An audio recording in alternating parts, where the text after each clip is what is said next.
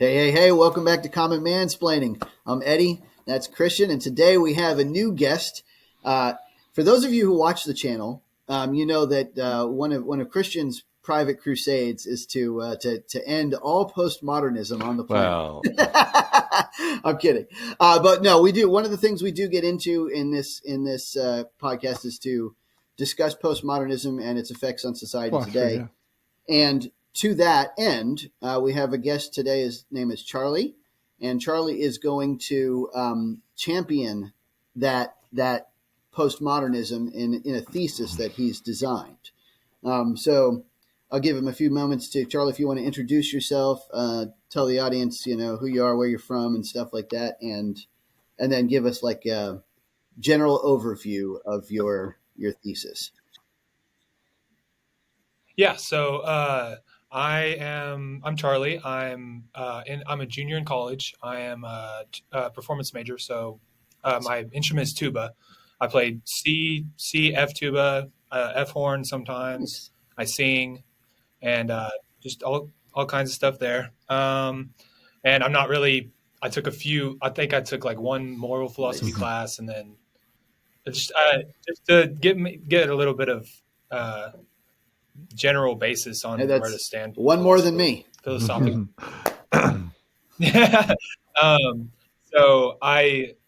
But it really did interest me. And I guess I have like a general, like a basic knowledge of it. So it's enough to like have conversation. But I think about it all the time because I think how I usually apply moral philosophy.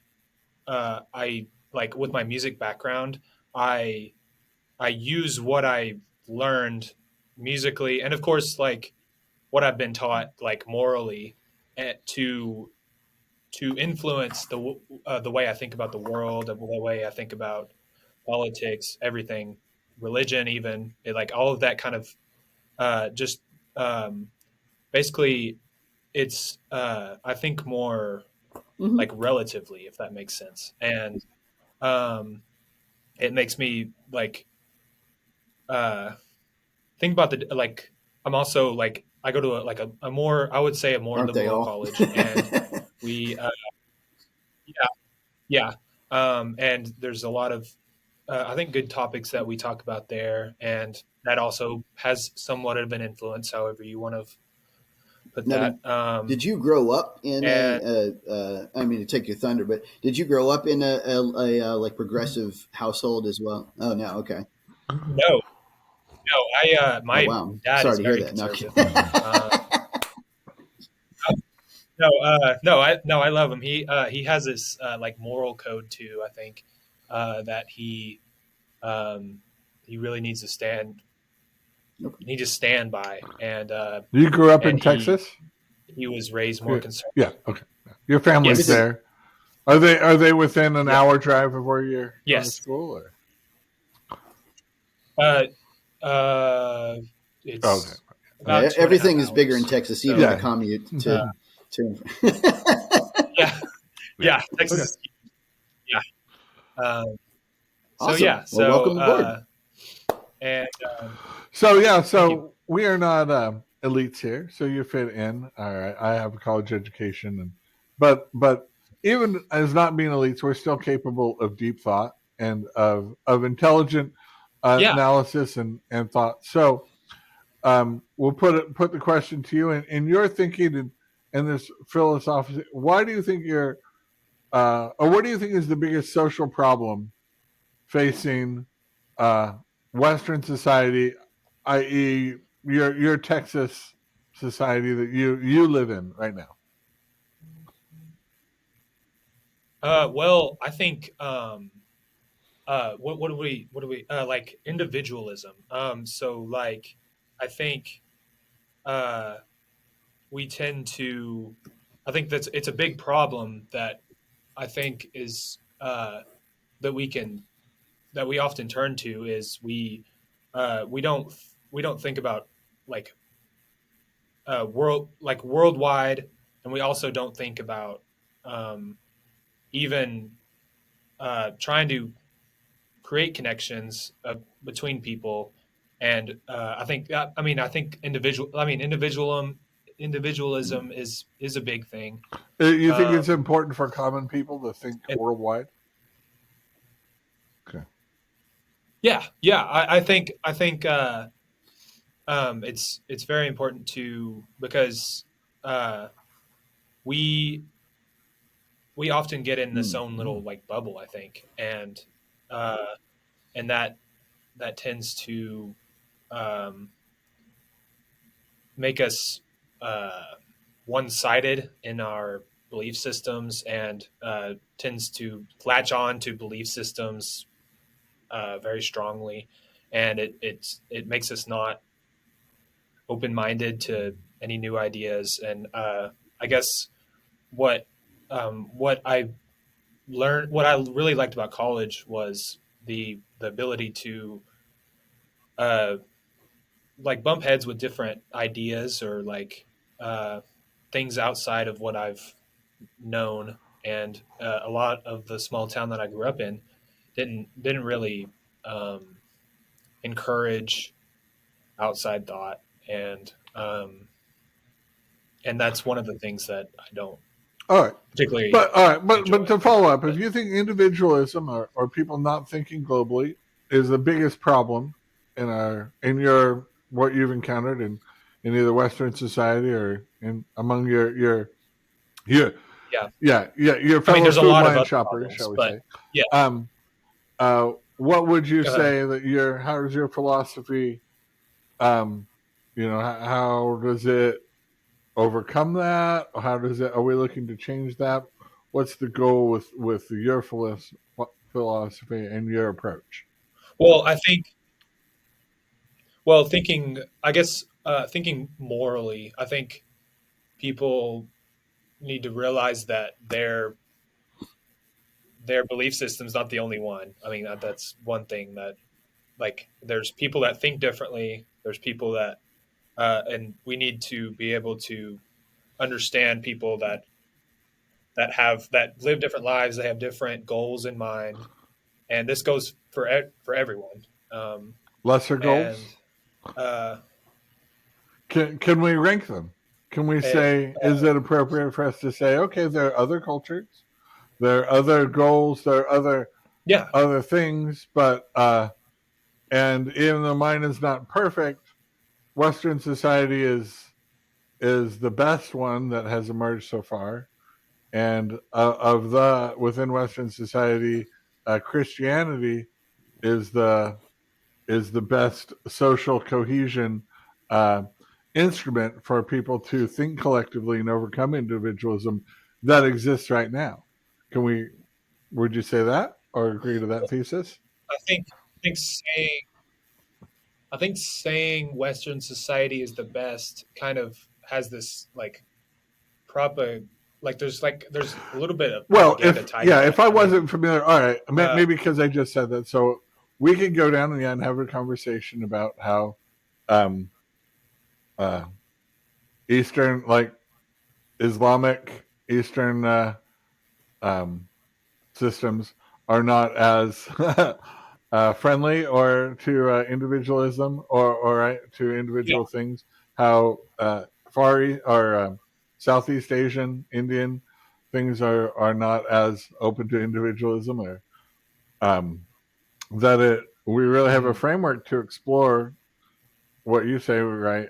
Overcoming individualism through personal sacrifice for the collective is really exists Mhm. for us to have that understanding in Western society. I mean, you've grown up in it. We've all grown up in it. It's sort of in our bones now. But when we look at even other highly developed, I'm not saying they're not highly developed or even successful to some degrees, but we feel I feel like it is not just propaganda to say that Western society, while not perfect, I'm not saying that it is, has shown to be the best of those other viewpoints, and that So the they find themselves comparing themselves to Western and trying to westernize their cultures because they see themselves almost as needing to catch up to the West. Can Right? I ask a quick clarification Sure. question, Christian? So, like, when you say the best, in what, based on what metric? Oh, you want my parameters? Yes, I'm yeah. not a mathematician. Or is it the best on everything? It's like, Right. is Well, nothing no, right. but Well, I was they're going the by best at golf. his thesis, right? So that we can come live together in a way where, right.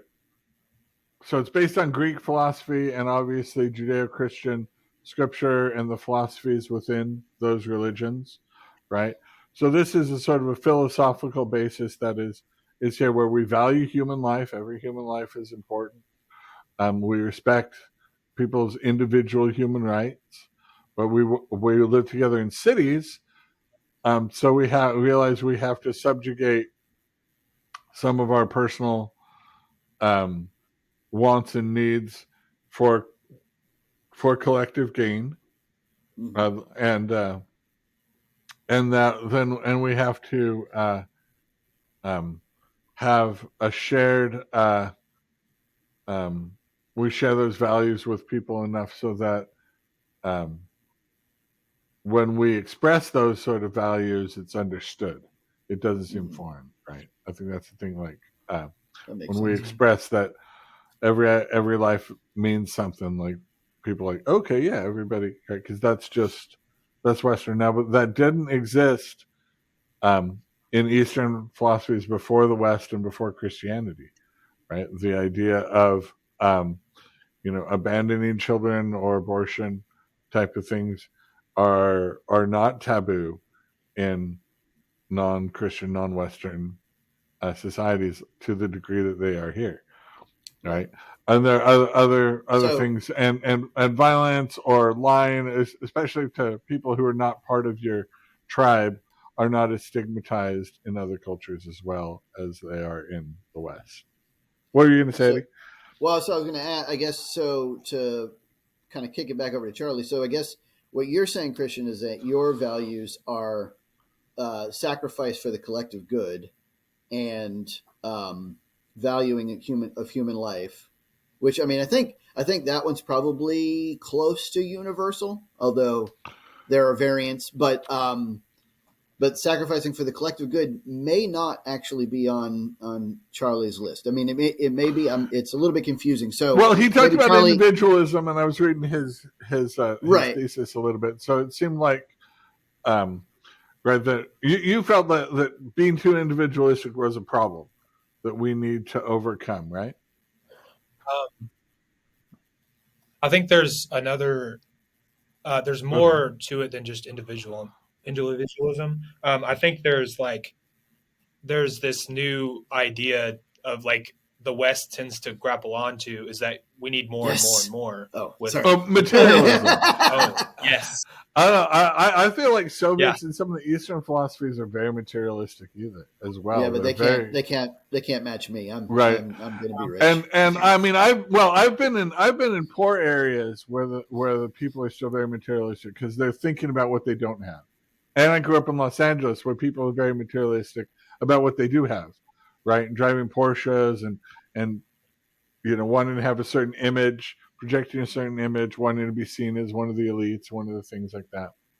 But poor people can be like, I lived in Eastern Kentucky for a while where people would live in a house that was just rotting into the ground, and they'd have two satellite dishes and a brand new Dodge Ram, like Yeah, gleaming, Dodge Ram, like and a $30,000 car and a $30,000 house. It's like what? or things like that. But and the people individually, like, and they put their ATVs in the back of their truck and they drive around on Friday night trying to show off whatever sort of things, and being right from California, I sort of obviously have a chuckle at this kind of thing, but it was still a materialistic. They were still very focused on what they'd been able to materially acquire, and so I feel like even the Soviets, right, who were way behind in materials than the West was, prosperity, were very focused on those materials, right? And they were still seen as luxury goods, and so you can still have a focus. In fact, you can still have a focus on material things. Um, and I think I don't think it's exclusive to the West, but I think governments tend to focus on material things because they are visual or they're easy to quantify, maybe, or to identify, and so maybe that's something, right, that you can show. You can show your progress, right? That's what people want to show, that their culture is progressing, that their government is progressing, and Yeah. especially, right, this is the thing, they're progressing in comparison to the West, right? Everyone has felt like that they need to, right, when any culture on this planet has encountered Western culture, they have felt like, okay, we need to catch up. So Yeah. does that let me ask you, Charlie, does that include is that one of your values, is materialism, or is it anti-materialism in your like moral philosophy? It's yeah. So me personally, so I guess this was like an opposite of my dad. Like my dad would prioritize working hard, Mm-hmm. like long hours, and then he would come home and buy and buy and buy, mainly for his kids, which was good. But it was like we would have things that we didn't need, and then they would end up not lasting very long anyway. And it kind of left him in this like debt cycle. And that's kind of what I've found myself Oh yeah. steering away from because I'm scared of Now that living that define lifestyle. need. When you say had stuff that you didn't need, what does that Yeah. mean to you? Like Or yeah, a like couple specifics, examples maybe, or if there's a rule behind like it. Well, we would buy a new Oh yeah. ATV or that's like a four wheeler, and we would like ride that around, and like uh, we would rent out things. Like, of course, those are fine, but I wish, like, my dad went through so many vehicles, like through his lifetime, he probably had, I don't know, like wow. 50 or 60 vehicles, That is a lot of like a lot. vehicles. And would take on debt to acquire them, yeah, right? So and he just like Yeah. really liked buying cars, like yeah, he collected them or something, or No. no, oh he would wow, go through them. He would like, we would need a car for my stepmom, and then he would buy him, like, he's been doing better about it now because he's got a motorcycle, so he just rides that all the time. But he would have like he would like get a cheap beater. He told me, and he would ride it around and like spin the tires out, and then they would, Yeah. because he was a wild kid. That was when he gotcha. first had me. He was young, and he would spin the tires out, and they wouldn't last very long. And so that's the kind of materialistic lifestyle that I tend to like. But that's me personally. I don't see that a whole lot in general society. I mean, I still do like Oh bad yeah, People spending are going to habits be and stuff, but unwise that's with not money. my It's true. And there are things, there are yeah. regrets that But that's not even really somebody, I've always, tried to live within my means, right? And all my cars are all paid yes. off. I've always buy stuff like cash, but there's still regrets that I purchase and things like that, maybe at a lesser degree than others. Um, and it can be, even when I try to be cognizant of it, it is maybe just subconsciously a desire to keep up with the Joneses, or right, to I think comparative wealth, right, is is one of the things when we look at our standard of living in real terms, right? We're living like kings, oh yeah. In fact, the King of What there was a movie that my wife really likes where basically Dracula from 10th century is transported to a housing project in England, right? Some townhome.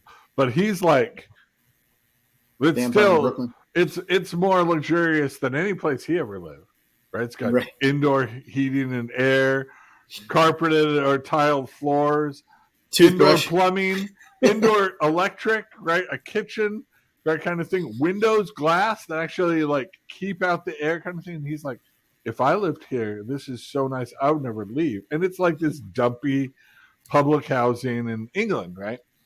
And the Uh-huh. things that like they say one of the things that ended the Soviet Union was they saw that even the poor in America had refrigerators, right? Because you think about, right, even in our housing projects, very have refrigerators and would have an air conditioner and have a television. And these were like insane luxuries that even sometimes party members didn't have and things like that. And they were seeing like, okay, we're so far behind, right? And they were so focused on this materialism. And it's like, how can we get every Soviet family a refrigerator? We can't and still fight the war. So it's kind of like the Cold War ended. What are you going to So, say? Yeah. well, so I guess what I want to give Charlie a chance to like really expound on his thesis some. So, can you give us like the biggest values in your good and just society that you're aiming for? Because one of the things, for those of you out here, we didn't really talk about it earlier, but that's essentially what he's aiming for, is what he calls a good and just society. And so there are some key facets to that. So talk about. Yeah, explain good. Well, okay, so I think one big thing about like that I want to touch on is um, that my definition of good, like say compared to the Bible, would be Okay. more like broadened. Like the Bible tends to have this one strict, or maybe not one, but it's like it has more strict rules Right. within it, The Old Testament, certainly. And specifically, the Old Testament, certainly. What? Yes, the Old Testament certainly, but not even not like people tend to use the Bible to justify things that are very strict, that people that everyday individuals don't necessarily like. I guess like some people do need it, but they're Right. not concerned with necessarily. And so my vision is that, or whatever you want to call it, is that I want to expand what we know as like as good, and try to find a bottom line to hit. And of course, there's not going to be, I mean, there's going to be clear bottom lines, but there's going to be a lot of like diverse ways Same. of thinking that are going to challenge people's views about Say what more they about think about that, the the world. bottom line thing. What kind of bottom lines are you looking for? Like obviously, just to throw specific Okay. examples, like murder is wrong because, I mean, you Because can, every life is valuable. why murder is wrong. Yes, uh, and um, and just like I think the United States generally like hits on. I mean, I'm inspired by the Constitution. I mean, that's what I, yeah, and that's Me too. a lot of people are, and that's yes, and I think it does a very good job. Um, and I think people try to stretch it to their own deal, or like it complicates things, and it. I'm mainly just thinking like, Can you give me an example of a place where you would diverge from either the Christianity or like the Constitution? Is there any place that's like just your value would be completely different from those? well, yeah, so like transgender rights. I mean, to me that feels like, um, especially 18 and up, Adults. like Yeah. 18 years and up, like being adult and being able to just not like be, and even like for children when they don't have life altering, um, they don't have like permanent changes, that's and and people aren't like bringing like sexual topics, like people can talk about like, oh, there's people have two dads, like that should be fine to talk about with children. And but when they start talking about like perverted subjects, that and they and then that does cross the line, especially if they're a younger audience. But like especially 12 through 18. Like that's a more that should be the time when you should be talking about sex education, and we should be more involved in talking about subjects that do matter. You feel like And that's just not the stuff like that. case? So, yeah, a lot of the times it's not. They don't talk about sexual education from 12 to 18 in Texas? Yeah. They do. And it's there. I think there's a lot of people that online that are saying like it's bad to talk about that stuff, and it's like they're trying to push people to be uneducated on topics that they should be more educated on. And, I mean, all right. So there are lines, right? Not to get too explicit for our audience when we talk about sexuality, right? We talk about procreative sexuality, and then we talk about when I think parents start getting uncomfortable when their children are being talked about. Let's say subcultures of sexuality, rather than, right, of ones that are non-procreative in nature, and maybe sometimes of a more performative or fetishized nature, right, which is something like, obviously, right, consenting adults can explore that, but they don't feel like it's proper for the school to introduce fetishes and or kinks to their underage children. That underage children should sort of be taught, if it's coming from an official sort of government place, they should sort of be taught, like, here's the parts of the body that are engaged in sex, sexual reproduction. These are the risks. These are the benefits. This is what you're going into. Subcultures, if the kids are ready for that and want to explore that on their own, or their parents are comfortable with that, they don't want the teacher sitting down and talking to them about something weird, like so the kids come home and says, "Oh yeah, we talked about oral sex while on our menstrual cycles," or things like that. And the parents are just like, "Whoa, I'm trying to eat my dinner here. Please don't talk." Right? And not saying that, right? We're not trying to like put our heads in sand like ostriches, but it's right when we draw the line, we're just talking about, look, there's a time and a place for talking about this, and unfortunately, the schools are so official for minors. They have to err on the side of maybe being more discreet and let the indiscreet stuff happen either outside of school, parents, or until that person comes of age and can go take a college level human sexuality class, maybe. Okay? That's kind of an interesting question in the abstract, actually. So that in your good and just society, would you say that it is the schools, like the public government's place to teach morality of any sort, or would it be because the counter argument, of course, is like a lot of parents will say it's a parent's job to teach morality. It's the school's job to teach just like the bare bones science, not any moral behavior. I think morality should be. Well, there's limits to that. Like, it's complicated because because the teachers aren't your parents, but the teachers are still your teachers, and there's a certain it's like the mentor relationship with a student. Like, how much morals do you learn from a mentor? I mean, it's it would be way different than your parents. I mean, most people get most of their morals from their parents. That's what I would argue, and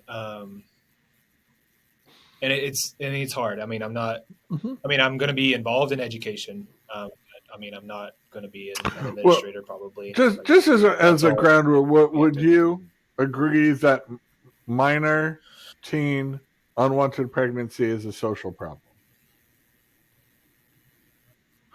Minor Say it teen again. unwanted pregnancy is a social problem. Right. Minor People who are teen, underage, yes. teens getting pregnant. Right. And this was a big deal. Got a lot of press in the 80s and 90s. They talk about the rates of teen pregnancy, and these states have really high teen pregnancy, and and so there was a big push among before. Sexual education was not something that would normally be had in public schools. It was when you went to college, or your parents would just talk about the birds and the bees. But they were saying there's so much. They said that unwanted teen pregnancy by minors was such a social problem, schools needed to step in and intervene. Right? That was sort of the impetus for what you have now is right of educating 12 to 18-year-olds in sex.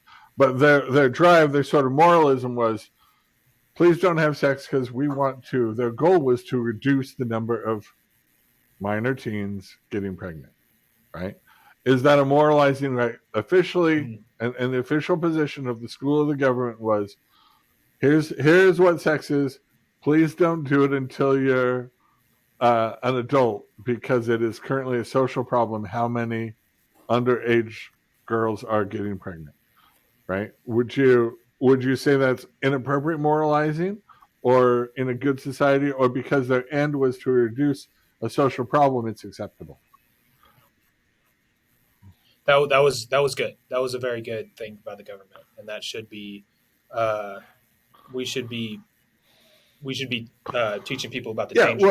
But the counter argument was people who were very liberal wanted to say that government shouldn't be pushing abstinence, right? Right. That abstinence is a moral question, right? Well, right. I mean, I haven't heard that argument for minors. So that's new. I think that at least most of the people that I talk to that stand more liberal, like they agree that minors shouldn't be having sex. Nowadays, I see it go the other direction. Nowadays, I see not only do they say that the government shouldn't teach abstinence, but that it should actually go out of its way to teach like alternative sexual cultures, right? Like they should go out of their way to teach about the trans movement, about the homosexual movement, LGBTQ.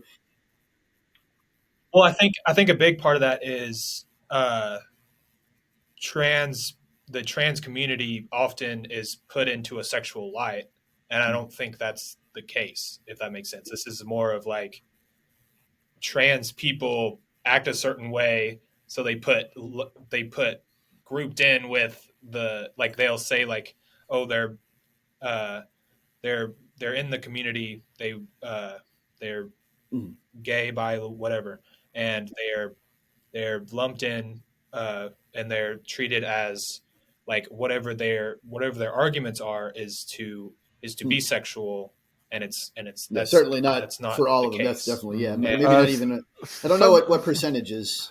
Studies have shown. Okay. I mean, I don't know how many people. I if there was ever a liberal that is thinking that minors can be involved in that, then there have been studies. If I could just counterpoint just very quickly, study that says that at least among men that cross-dress, maybe not that, and this is a thing that has become more fuzzy. You used to have the idea of transvestites who were or drag shows is that the men who would do that, a large percentage did it because it was sexually arousing, right? Right, and it's a very, very small percentage of men that persist to that and that feel strongly enough to actually change their and go through the surgeries and completely change their gender. And when it's such a small percentage, is that such a big social problem? Right? Or those are people we care about, right? The very small percentage of men who feel so strongly about it they have to go through surgery to change their sex. Or are we concerned about any man that enjoys or is stimulated, whether it be sexually or intellectually, by dressing up or living in a manner similar to an opposite gender. Yeah, it's like the same thing now because it's really, you're right. It's the borders have become really fuzzy. One of the things I've seen is that like back in the day, right, you'd have transvestites.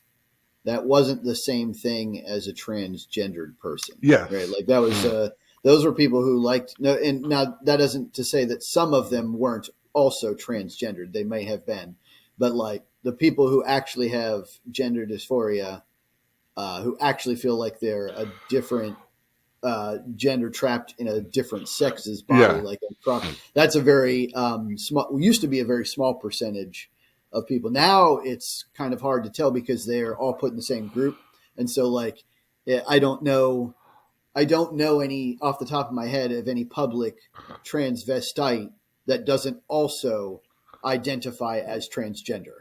So it's kind of complicated, right? Even if they're not actually gender dysphoric, I get the sense that the way it's all kind of socially cohesive, like they'll just say they are, even if they aren't actually. Like I think it's all kind of one big movement, but and part of that's for political power. Yeah, part of that's for other stuff. But it's like, it's really hard to tell now for me, the where the distinguishing lines are anymore. But let me ask you this question, Charlie. So you said that you'd be in favor of like transgender rights and stuff like that, as opposed to the Bible. What specific right is it that transgender people do not have in the Bible that you would like them to have in society? Well, just like the right to marry whoever you like. If two people love each other, I think that it's hard for me to take away that right for Gotcha. them to marry. What I if mean, three people that's love one each other? example. What if three people love each other? What's up? Can you take away? Oh, that's fine too. Yeah, that's About actually seven. really interesting because the way that works is a new animal, and that's actually harder to execute than Well, Oh, yeah. I mean, a but two-people all right. relationship. But then we talk And- about, right, what should society sanction? What should the government sanction? Right now, the government says, two people who are adults can marry each other, whether they be two men, man and a woman, two women, any combination of whoever wears the dress, whoever wears the tux, or vice versa. So that right is there. Nobody's denying them that right currently, right? So, Although that wouldn't be in the Bible, wouldn't be in Christianity. right. Well, yeah, the Bible says that would not be acceptable. That God looks down on that. But as far as the government here in America and in most Western countries, they're allowed that. So, right, that's not really a problem, right? Nobody's denying them. well, I mean, Trump is trying to get rid of it, and I mean he's already took over the Kennedy Center for one example. Like that was one that was like he made himself chairman to be able to kick out all the LGBTQ out of theater, which is that is a huge part of theater. And Just so I can like not clarify that you can't. what Trump is doing is he's removing it from government programs, right? Like it's not a government sponsored thing. He's not saying that they can't, like, trans people can have any kind of trans production they want. They just can't do it with taxpayer funds. Yeah. If that makes sense, just so you know what's going on. Like Trump is not stating that like trans people lose any individual right. No, He's just saying that like there are certain things that the government is allowed to take people's money for and use, right? Because like keep in mind we all pay. Well, I don't know if you pay taxes yet, but I pay taxes. Christian pays taxes. If you do any like job on the side or you have a music gig, you're going to pay taxes. Like so, it's kind of wrong to take money. This is my. To be fair, let me preface this by saying this is my belief, not necessarily anybody else's. But I believe that it is wrong to take taxpayer money for like what ultimately could be a moral thing that they're not in favor of, right? Like it would be unfair to like make Christian, for example, promote homosexuality. Not that he has any problem with a homosexual person, but like it would be unfair to take his money to like make him pay for like a Yeah. homosexual play. Does that make sense? Well, here's the other makes sense. thing you have to Yeah. think about in the role of government, and Trump is a politician, and to a wide do you mind if I ask how old you are? 21. So lucky. So yeah, 21. well, you don't have any memories to back before when LGBTQ people had very little political power. Your whole life, your whole memory, LGBTQ have had not only legitimate but considerable political power. Right? They wield their political power, and until 3 weeks ago. Right, and to a point, right, and they wield it almost universally on the left and to the Democrat Party. It's almost become LGBTQ equals Democrat. Right now, there are some gay individuals who find themselves philosophically or ideologically on the conservative side and come, but to overwhelming statistics, LGBTQ people identify with the political power of the left and of the Democrat Party. And Donald Trump is, by him removing them from high-profile positions of political power, is he's not interested in them retaining political power if he has anything to do with it, right? I don't. It's like a political adversary. I don't to him. know. Yeah, it's a political adversary. He sees these are people who are basically Democrats.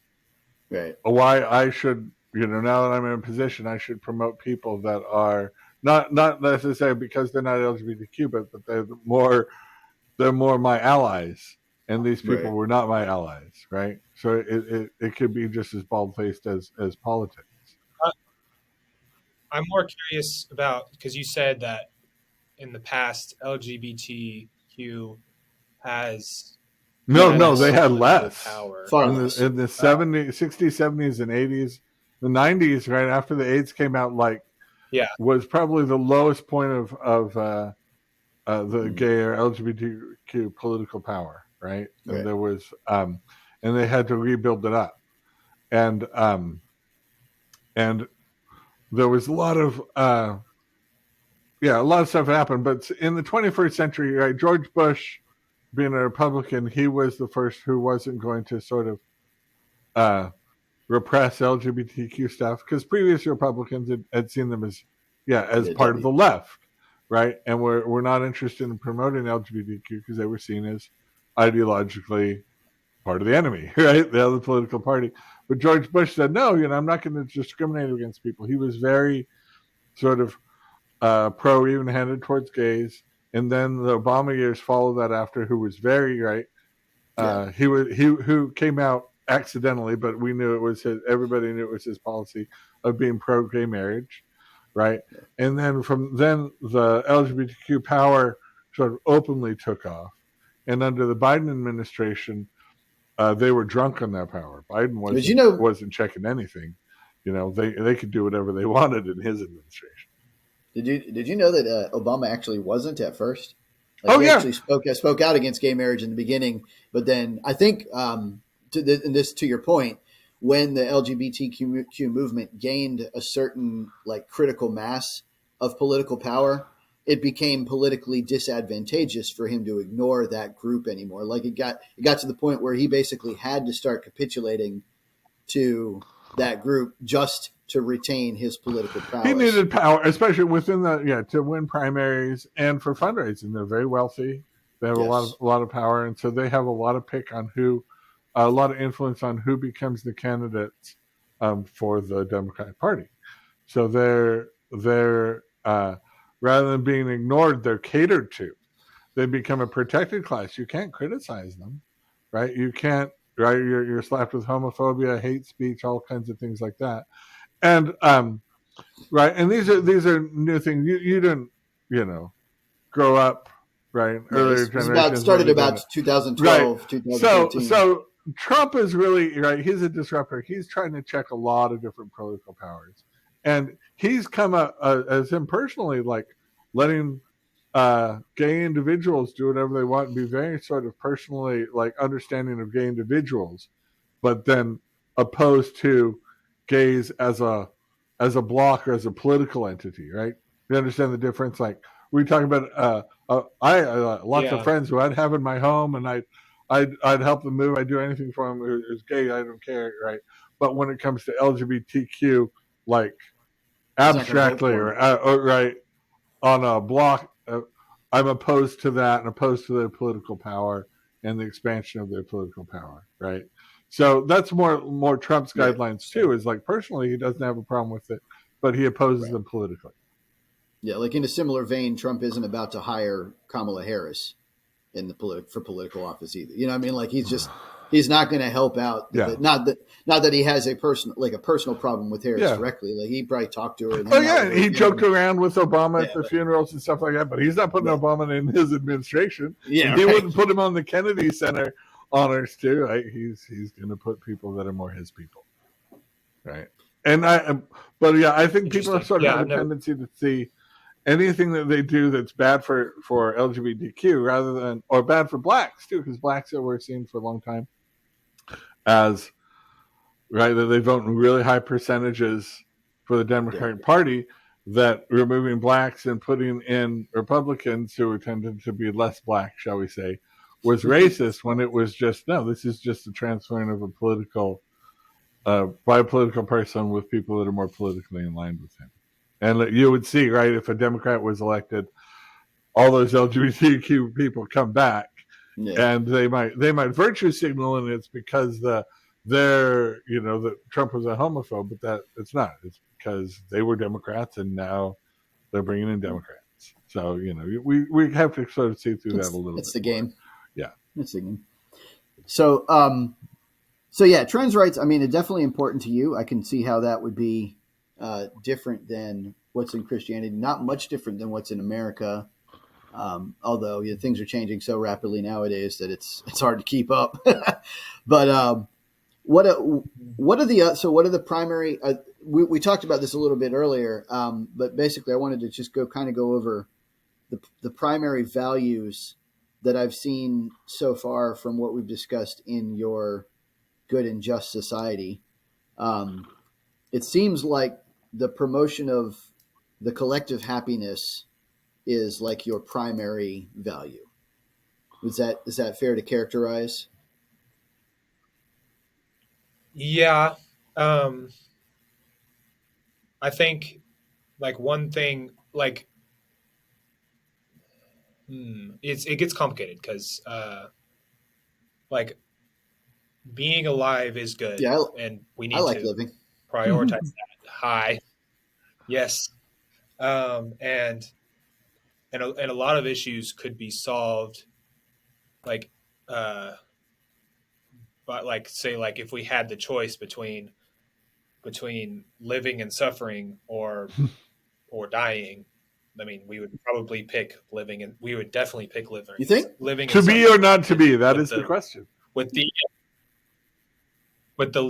living and trying to at least overcome the suffering.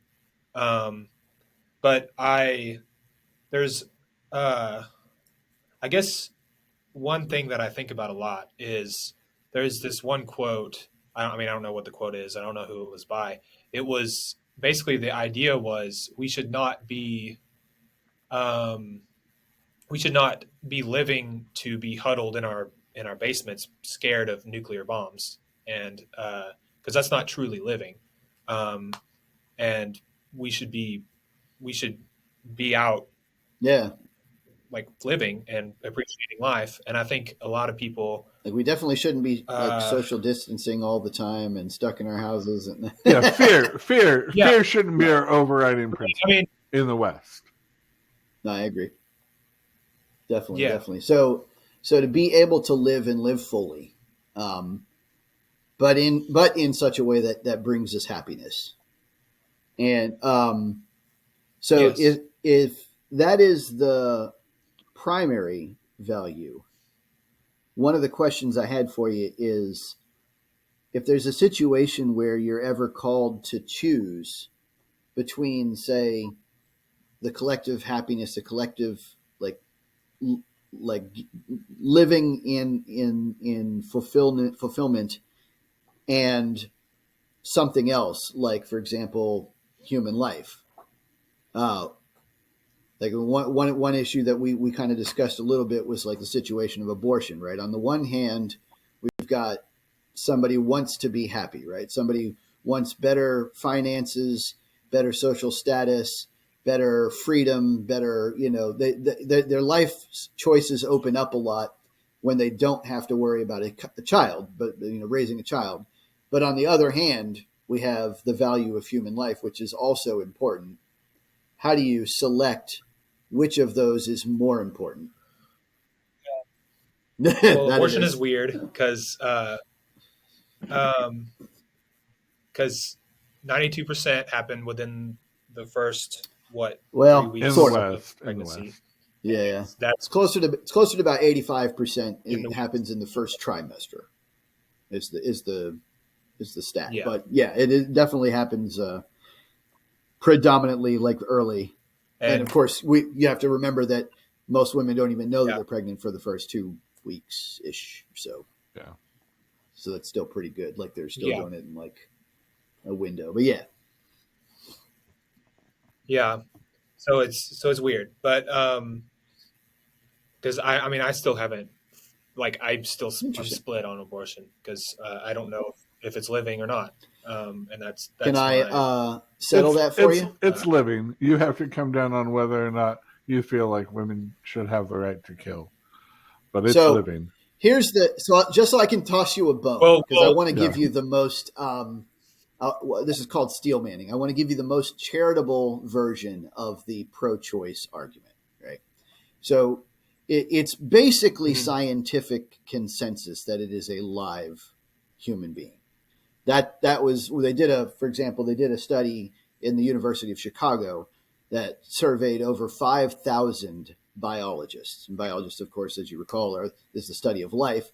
So this would be the experts in what constitutes life. And out of those 5,000 biologists, 96% said that human life begins at conception. So an outrageous consensus of science. But the pro-choice argument, because of that, it actually used to be the pro-choice argument that they didn't want to call it a living thing because it hadn't really been scientifically decided. That was the old argument. The new argument now, with studies like that in play, has basically given up on that. They say, okay, yes, it is alive, but it's not a person yet. And so they've moved the goalposts now, and the new pro-choice argument states that it's not human life that we value, it's the human conscious experience. It's the personhood, the personhood, which is, of course, a very abstract and extremely arbitrary. Fungible is what we call it. That's fungible. But just so that you understand where the current philosophical debate is. Yeah, it's like at that level, it's like the consciousness of, say, not even. It's like, but the cells, even when they're 4 cells, right? They respond to stimulus. They do. They're growing. They're splitting off. All the essentially the biological definitions of what life is. They get all nutrients, exist. So they give waste. So you have to define it as life. You just have to say you have the only honest argument I would say is you have to say like a woman, since it's not fully a person yet, has the right to kill this non-person. I disagree with that, but I think that's the honest argument. Yeah, so I think the biggest things for me is that we should not. So, I mean, pregnancy is work. We should not be forcing people to bear those children when it perpetuates the cycle of like children are expensive and we need to have. I think where I like what I like have no. I have no like leeway of like argument is when it's for minors. When it's under 18, you any pregnancy under 18, they shouldn't be forced to bear that child. I think that's where I. So who makes the decision? The mother, the father, the parents?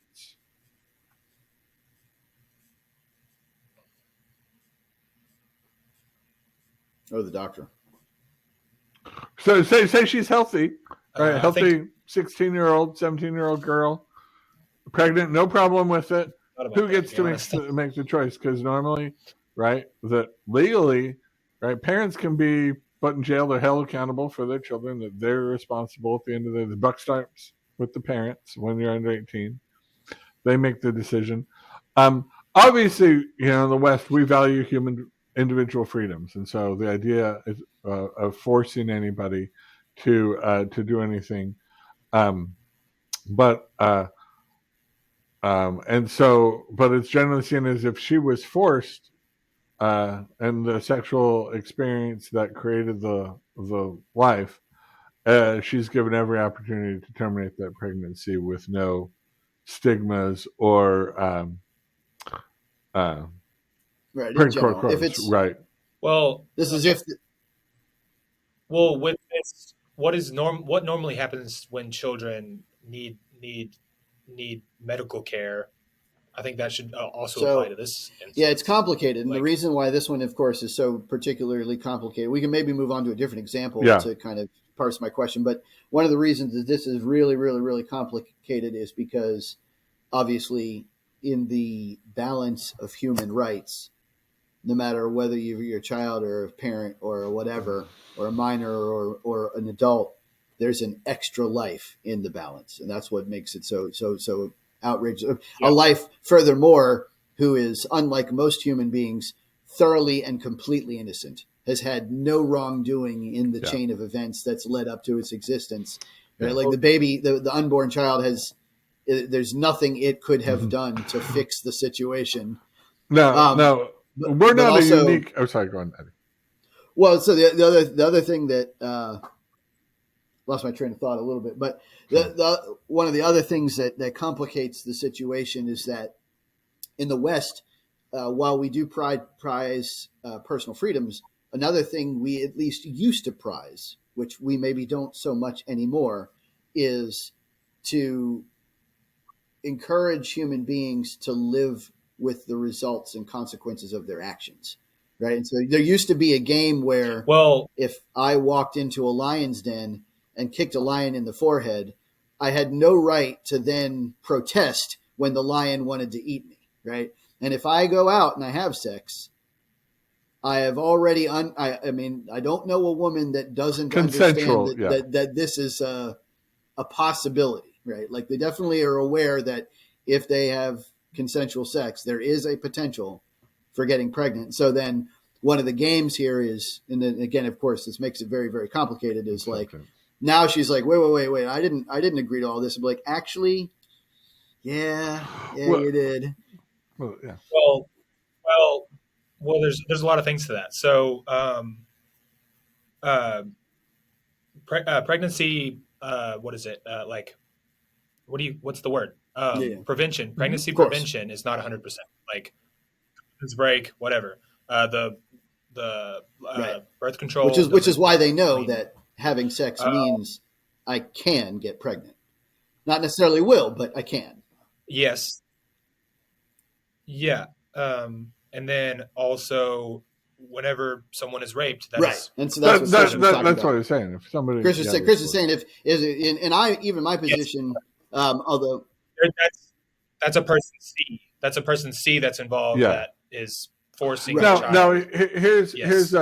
right. So we're not unique in our time and period of having unwanted pregnancies. Unwanted pregnancies have happened throughout human history, and really before Yeah. Christianity, it was very common for children to be abandoned. Usually, a better thing is they would leave them in a place. They were kind of like these roadside way stations where people could then, if somebody wanted to take on this child and raise it, usually to be a slave or something else, they could choose to do that. But there were no orphanages until Christianity. St. Gregory of Cappadocia is the first one who established orphanages. And it was the idea that these abandoned children were valuable and should grow up not just to be slaves, but then, right? And so we had now, you know why there are no more orphanages? There's very few children that are unwanted. I mean, there's some foster children that their parents commit crimes and are deemed unfit to be their parents. But there are what were you telling me, Eddie? Like 36 people waiting 36 couples for every one for child every one child, right, waiting for adoption. And I've known people who are dying to adopt a child, and it's true. Every situation now, right? When we talk about this broadly, the problem is, every pregnancy is an individual situation. With every girl has an individual level of support from their family, wealth, other things, intelligence, capacity. Yeah, circumstances are very different, but the idea that if she cannot or is incapable or does not want to rear that child, right? Having that child responsibility in her life is unwelcome or unneeded. The opportunity to give that child for adoption is overwhelmingly there, right?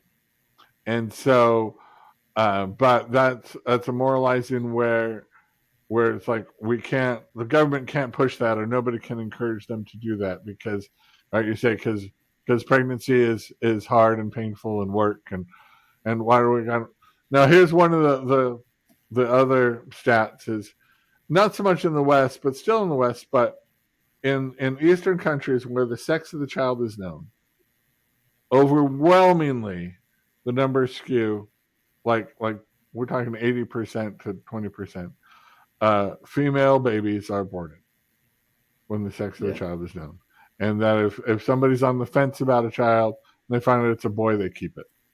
Yeah, they want to keep their family name. Right. There's lots of sort of cultural sort of things like that.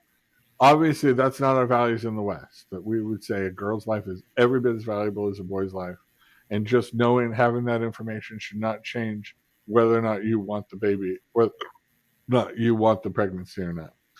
But we would highly encourage that if somebody that have the consequence to at least bear the child and give it up for adoption, this is something that throughout human history, there have been unwanted pregnancies, and we feel like that's the middle ground. Sorry, go on, Eddie. Well, yeah. So maybe it's like you said, that was a really complicated example. Let's maybe use a simpler one. So sure. one that might be a little bit easier is, for example, this with the trans movement with the LGBTQ. We know that one of your values is the survivability of society, and one of your values again is happiness. So, would say again, the farmer's example. This is the example of, well, it can be. We could use that one too. Let's use the farmer's example. So this was an example that I brought up earlier, where basically, farmer has the opportunity to provide food for the collective, but they also have the opportunity to just sleep in, right, and not work because they're really tired and they got a sore back and they've been working all week and they're just really not feeling it. So on the one hand, you've got the value of collective happiness and survivability because of the food and the sustenance that it provides, and on the other hand, you've got the happiness of the individual, and you don't want to force the farmer to do work, right? Because that's basically encouraging lack of bodily autonomy. And so then you've got the situation where you're forced to choose between clashing values. How do you know which one to pick? Well, I think generally, I don't think that this is the problems that we are encountering. But I mean, I think personally, if I were to go along with the hypothetical, I would pick the collective because, one guy. But you can create incentives where the farmer is incentivized, where the smell of the farm and the earliness of the hours are not significant detriments because he will be rewarded to such a degree for doing that work and providing that service. Right. One thing we could do to make the farmer work harder is like every time he sells a dozen eggs, it'll be like $15. He's getting that now. But people talk about capitalism. Now, when I was reading your thesis, your idea of this sort of grandmasters, if you could introduce that idea to the customer. Yeah. So I wrote. Let me pull it up. I kind of wrote like it was like Some a outline. I free form type of like quick write basically. Let me read through this again so I can like remind myself exactly. Since you're influencers and political leaders. So there is no perfect society. There's no one Even in perfect Star Trek? society. I was going to fix it And- right now. I was going to we were going to just wrap this whole thing up in a couple of hours and be like, send it off to Trump. And I don't know, that magical house in Kanto seems pretty perfect to me. I don't know that. I think that everyone has different visions for what they want, and we can compare those visions together, and say like we do this to get this, or we do this to get this. But I think that I think a lot of people say that morality, like they'll pin the afterlife and be like, well, everything's for the afterlife, but that kind of distracts us from the idea of what can we do in this life that we know for sure that we do have, and and people have different visions of what they want in this life that we do have, and they say like a lot of people are very pleasure based and over for the use of other people or whatever, however you want to take that. I think the paper that I wrote was more about how, the conclusions that I reached in the paper was simple conclusions, but I think what I talked about in the paper was more complex. But just the idea of grandmaster was that. Yeah, so the grandmasters are like the chess players, right? So you have your grandmaster chess players, and they're trying to. The game is the moral framework, and you're trying to play the game, and and the grandmasters know more about the game, but the lower level players, they do what they can to get through the game or whatever, and the grandmasters are they have their specific game that they've played, and they try to. Do they elevate morality? Summarize this. I'm like, good. Yes. Well, they should. So the sort grandmasters. It's kind of like the grandmasters are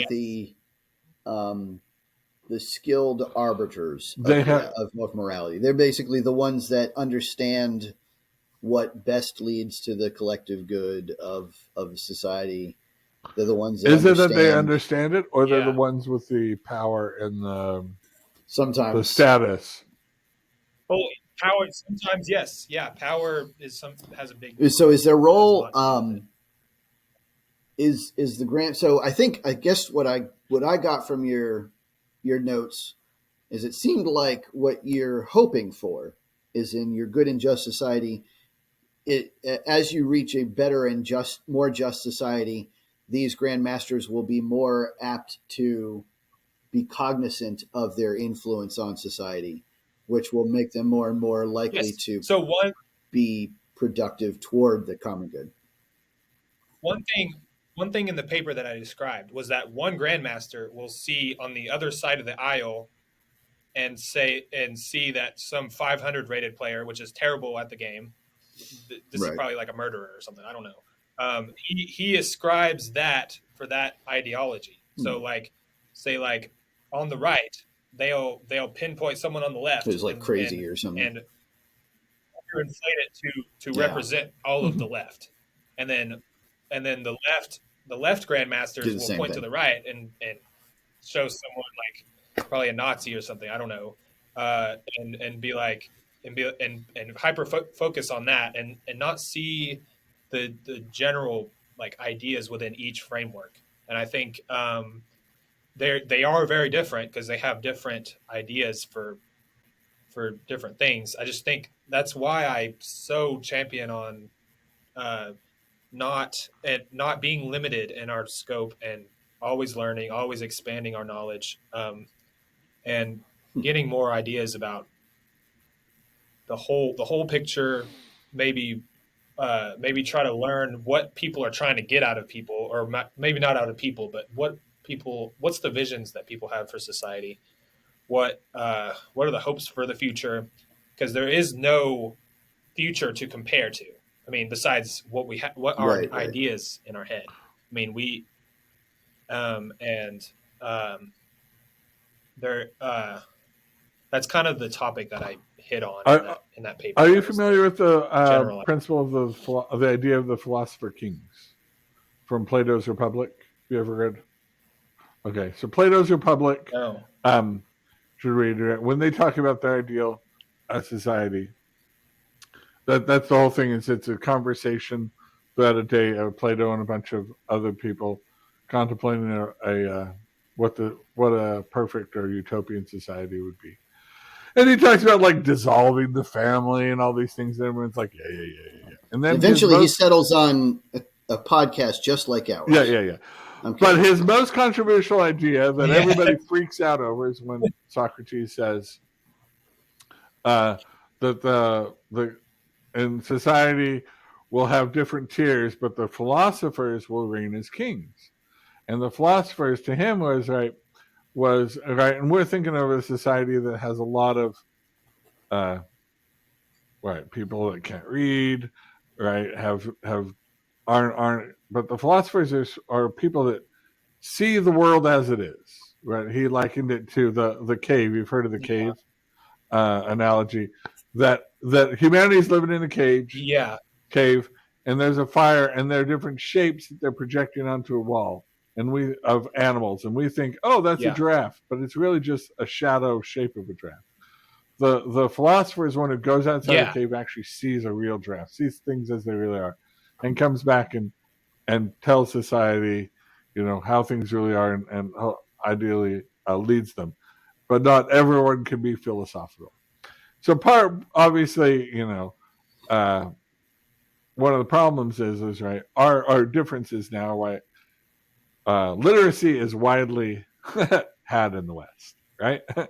You see, we're common men, we're not elites, and we can think about society deeply. We're educated, we can read at a high level. We're capable of abstract thought and of thinking and seeking higher things, and rather than just what? Well, I've heard some bad things. I've heard some bad things about the literacy. Well, all right, yes, right. But. So there are people, common people, right, who are not interested in literacy and higher thoughts and things like that. That doesn't interest them. But there are common people. You can't just say, I'm a blue-collar guy. I sell roofs. I climb up on roofs and I do blue-collar stuff. That let me in with illiterate people. That I'm incapable of thinking about society or thinking about culture, thinking about philosophy. Because illiteracy, it is something that's more widely had than that. But the idea that our leaders know better than us is something we're very skeptical about. We feel like we know just as well as them, but we trust them to give them the job to go and represent us, and enact common sense law and govern in a common sense, reasonable way that we would do if, we're not expecting our, Elon Musk, we're not expecting our leaders to always be these hyper geniuses. We just like a good guy who tells us, who's honest with us, tells us what his positions are. If we agree with them and he's about our level of intellect, that he's going to lead that. We're not, right. The idea of the elites and the people that are super geniuses and have better awareness and understand morals at a higher level, those are the only ones fit to be leaders. I still don't think is a necessarily I think our leaders should be moral, but I don't think that should be a qualification in a Republican democracy. Well, that's what I would say. That's what you and I think. I think. Yeah. I don't know that that's what the left thinks so much. Yeah. Yeah. So I think one thing, like it becomes hairy when we consider capitalist thought can get out of hand sometimes, especially in our leaders. Like if you put into perspective how much Elon Musk, how much wealth he has, it seems to be like it's just plain exploitation. I think if you put it into perspective, he every day, if you got $100,000 every day since birth of Christ, you would have you would still need 4 times the amount to get. What if you're earning interest? I think that's sorry. Happens much. Yeah. Well, why now? Let me. So I would like to challenge that. Why did you call it exploitation? Why did you use those words exactly? Well, I mean, nobody needs that much money. I mean, quite frankly, it's at that point, it's a game. Whoa. Do you think he has a bank account that says $400 billion in it? No, right? It's his stock that other people are saying, like, hey, we think that this rocket company is worth $50 million. He's like, well, that's great. I'm not selling it, right? Some of that is like, if I put, like, for you, said your Nirvana shirt is worth $50 billion or something, and or something that you were unwilling to sell because you're using it or something. Yeah, would it be right for me to come by and say, well, Charlie, there's no reason for you to have that much money. You should give up that shirt. Just because you say it. Like the church I belong to, right? People say that it's very wealthy because they have these churches that they've built, real estate, right? And they might say one of the churches is worth $100 million, and they're like, great, we're never selling that. Like, we're not going to realize that. The fact that you put a value on it only obscures it. What we know is Elon Musk has enough money for his needs, and I don't think he's motivated in any way. Why trust the hyper rich or trust him in this way? I don't think he's going to be motivated by a need to increase his wealth. He's got enough wealth. Not saying he's perfect or that he's incapable of unwise or bad actions, but I don't think he's motivated by need for more money. He has more money than he'll spend in 100 lifetimes, right? And we find more like the people who are marginal, who getting into Congress making $175,000 is a huge step up for them, who are more willing to make deals that increase their personal wealth, rather than somebody who's donating all his time to God, I don't know where he finds it all. Right? When it's donating insane. All his time, taking no salary, and like what's the difference in any theoretical way between 400 billion and 500 billion? Right? Well, you can do it 1/5 more. Well, that's true. I always say, like, I would trade out everything I have for a little more, but I think questioning his motives because he's rich is the opposite. I'd be more skeptical and feel like people who are marginal should be audited more closely. Like, how do you go from being worth nothing, like AOC? I mean, you can write a book and you can do some things smartly and make some money, but if the wealth expands, you just want to double check that. Okay, was all of this on the up and up? You're a very famous person. But if you come in already with that wealth, then all right, I'm doing this altruistically, not because I need to increase my wealth. Yeah, I would challenge that a little bit, Christian. Sure.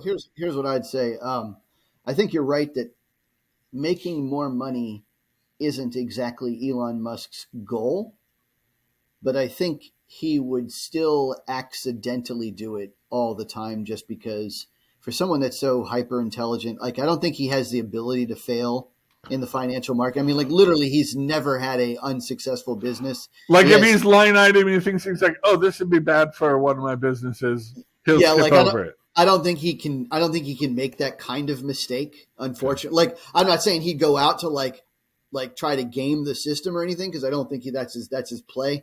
But I can safely see his wealth increasing for till he hits $1 trillion or 2 trillion or 3, because it's not like he's going to stop, right? He's just going to keep on. He's just so good at everything. This Like, is he's really, just yeah. so good at running businesses. He's so good at investing. He's so good at transforming businesses and making them super insanely profitable. Like even Twitter, like everybody could, criticized him for like the value that was lost in Twitter. Have you seen now recently, like even Twitter's now a profitable buy. It's like, he just can't fail. So like, but again, like to your point, it's not like he's got $400 billion in the bank. What he has is a lot of businesses, and every single one of those businesses is dedicated. And this is the strength of capitalism. Capitalism's got plenty of weaknesses, but the strength of capitalism is every single one of those businesses is dedicated to providing a product or service that society wants. And obviously they want it so much that he's able to. And a big thing why people invest in Tesla is they trust his leadership and his intelligence, that he's going to be smart about stuff. Now, I mean, that doesn't mean that he's incapable of corruption, and anybody is incapable of corruption. But I think for right now, I have not seen any evidence of him acting corruptly. And I think he's going to be held under extreme scrutiny by the left, and everybody's going to be watching everything he does. If he tries to do something corrupt, they're going to catch it, and he should be busted for that. I'm not going to protect him. He does something skiwampus, go after him. But just because it's unseemly that somebody who's wealthy is auditing the government is not a threshold that I think should merit something. I think that's just like, it makes me uncomfortable that somebody that wealthy has this access. I think one of the bigger like conversations that people are having also is that the fact that they're not like paying taxes like a normal, like they're finding tax loopholes and all of that, and that's one thing that I'm not it should be. not happy about. I agree with you 100%. The taxes should be. Like, what do you need with that extra? I mean, again, it's one of those things where it's like, these guys are businessmen. If you provide them with a loophole, I doubt that they are going to just like pass it. Like they're not going to like look at you and say, all right, I got 380 billion. It could be 400, but nah. Like that's just not how the mind works. So right. We have in my memory, maybe not in yours, when Sears was a juggernaut. Oh yeah. Sears was the envy of all. The Sears Tower was the tallest building in America. They were the corporation that everybody wanted to be, the gold standard of sort of like solid corporatism and wealth and sitting there and dictating stuff and pushing people around. Right? They're a ghost town now. Right? Yeah. Just because you have prosperity now doesn't mean. And Tesla's doing well now, but they could fail. All of their wealth could go. He could lose all of that. He's risking it all. Elon Musk has literally fluctuated over $200 billion in the last year alone. Like, I don't know about you, but my net worth isn't $200 billion. I can tell you that right now. But if I lost 50% of my wealth, like, I'd be like, I would lose my mind. I'd be like, oh my God, I'm going to die. I'd lose it. But, and really, older cultures, as soon as you had enough money from 1 or 2 lifetimes, what you would do is you'd respectfully withdraw from, to your country estate and sip pina coladas. It is the rare individual that is still so driven. He's not trying to he's like, all right, I've got enough money for 400 lifetimes.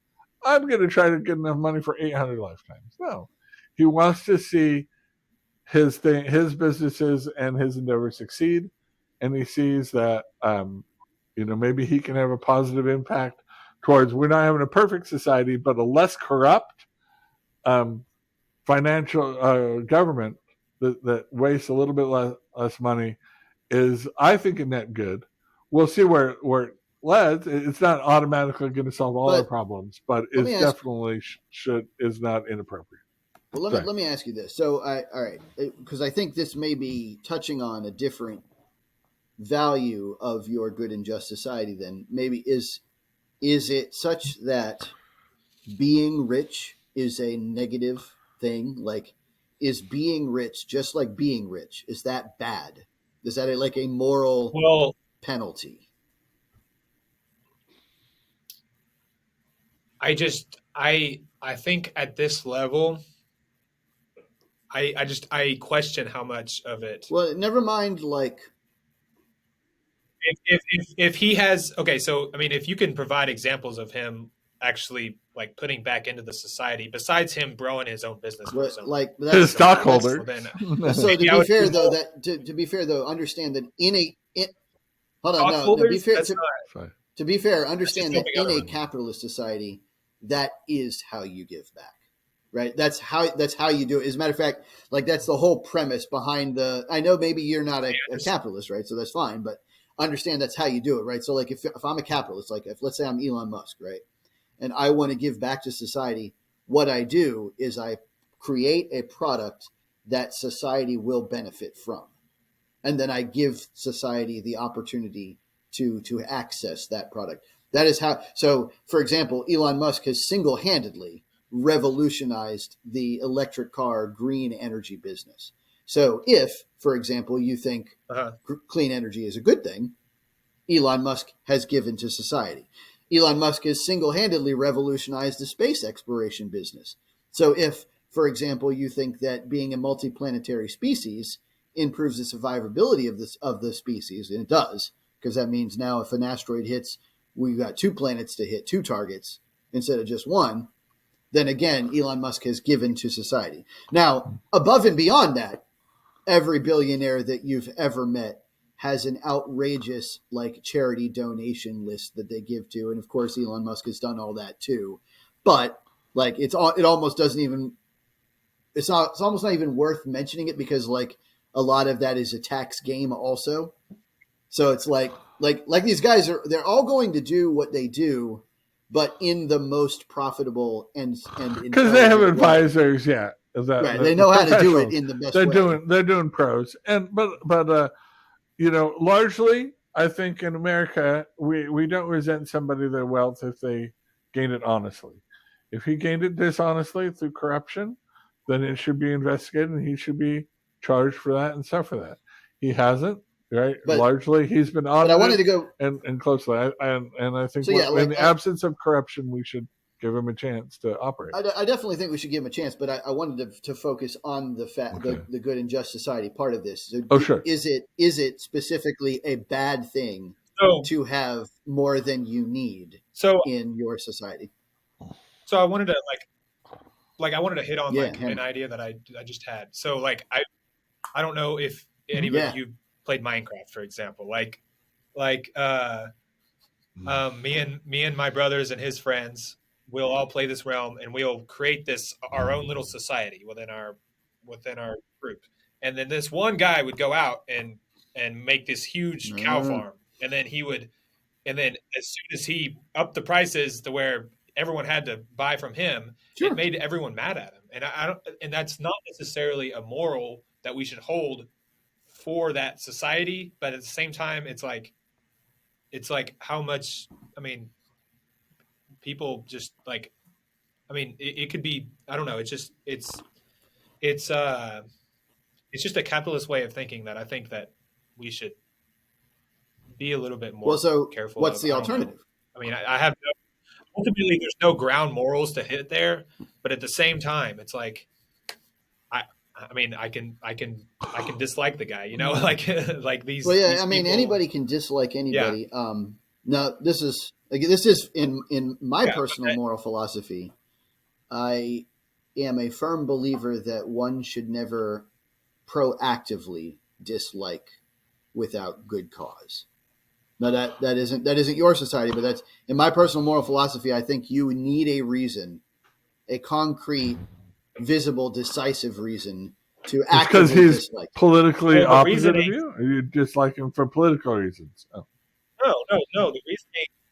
The reasoning behind that is that he has so much wealth, he could use it But he does. He for so does many use it different for so causes, many and different causes. he just, That was my point.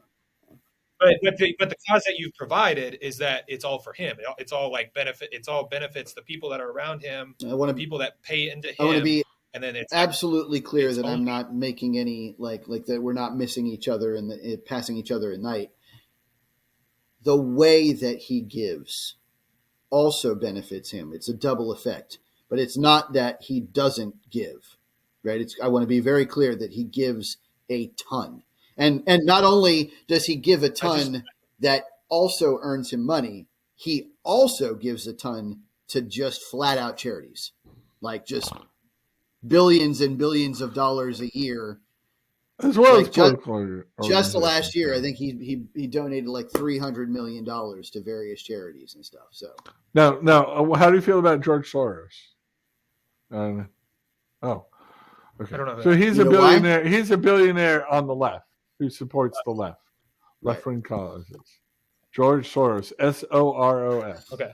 The reason you don't know anything about George Soros is because the left-wing media propaganda engine doesn't tell you to hate him. They do not tell you about him, but he's the leftist who's supporting the billionaire, multi-billionaire who's supporting, and Bill Gates, who we don't know as much, but is very wealthy, is supporting very broadly initiatives of the left.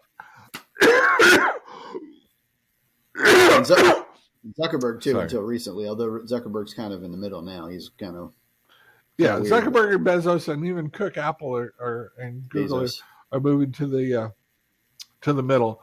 But Bill Gates is still firmly on the left, as well as George Soros. So people are going to have their own ideas about what you say about what is a just society. I'm not sure that it's a good goal for the government to be striving towards some utopia perfect society. I think at least the federal government, maybe cities, homeowners associations, counties, maybe even states can work on doing some things. But the federal government, I think, should just create a social structure where prosperity can take place, where they provide for that common defense and try to root out corruption, mass corruption, and try to regulate things between states that need to be done and have a light touch. If there's a place for liberal policy, or hey, we want to try something that's not capitalist kind of thing, should be done at a very local level, not at a the more local the better. There's some communes out here in Durham, North Carolina, where we live, where people can live together. They have community farms. They work together. They communally, kind of share their resources and things like that. You can do that now if you choose to, but to have the government, sort of federal government, impose that on somebody is definitely a violation of our. Yeah, I don't. Right. I'm not. Yeah, I'm not calling for the government to step in that, but I mean, maybe for like lobbying, maybe, but that's all. It's interesting. Well, so I just wanted to make sure that I knew what you were talking about. So I guess you do have this kind of innate aversion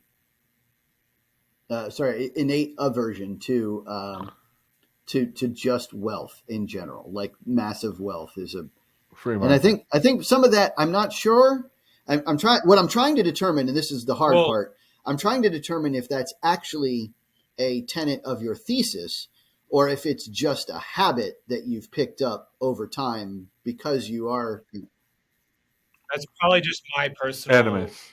Yeah, that's probably It's not something that should be a moral foundation, or like that I should maybe oppose the others, because I understand like people have things that are more expensive or whatever. It's just not my. So if you were like one of the complicated, I mean, we probably beat this to a dead horse, but one of the complicated things about business, and I know I can say this from being a businessman for many, many years, is contrary to popular belief, the difference between success and failure in the private world is so frail.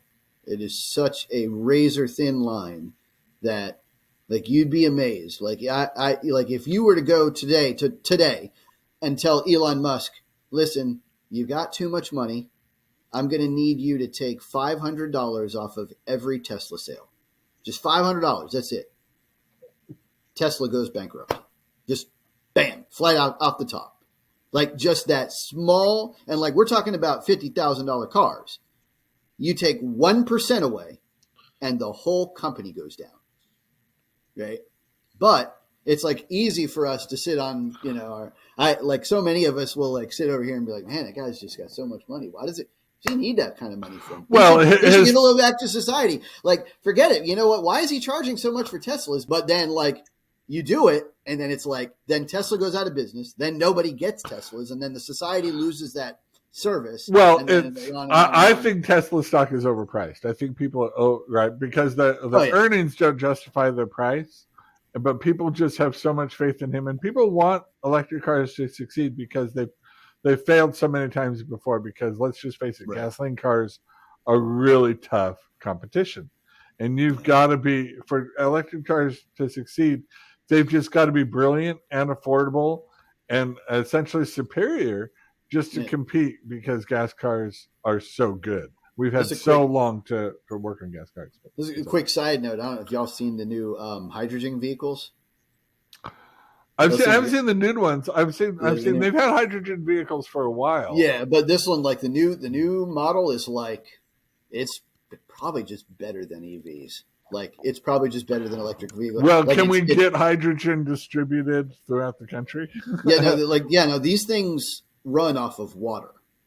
They pull the hydrogen out of the water. Okay. Interesting. Which is nuts. So like, number one, it's like a high finite resource, right? So you're not going to run out of water, right? Number two, it takes like 5 seconds to go from 0 capacity to 100% capacity. Not like sitting there waiting at a pump, not sitting there plugged in at a charging deck. Like, it's like, whoop, and then you're on your way, and it's got like a 1,500 kilometer like. All right, we'll have to. All right, I'll check this out. These are cool. Cool. I knew a guy who went after college, who got his PhD and went up to the Seattle area, and he was working on that technology. I didn't know that it had reached that sort of. It's insane. But of course, they've got a branding issue, right? Because nobody really hears about it. They're going to have to beat all the automotive industry, who I'm sure is going to be reliable cars. The people need cars to start every morning and use them in a way that you can almost not think about. But, I forgot. Sorry, I didn't mean to cut you off. Sure. But I had another question for you, Charlie. So what do you do with dissenters in your good and just society? Like, let's say I'm a psychopath or a crime, sexual assault guy or So I think America does. So the way America handles it, it's kind of like put them in jail. Incarcerate. Yeah. Because they're antisocial. The crimes are not just right.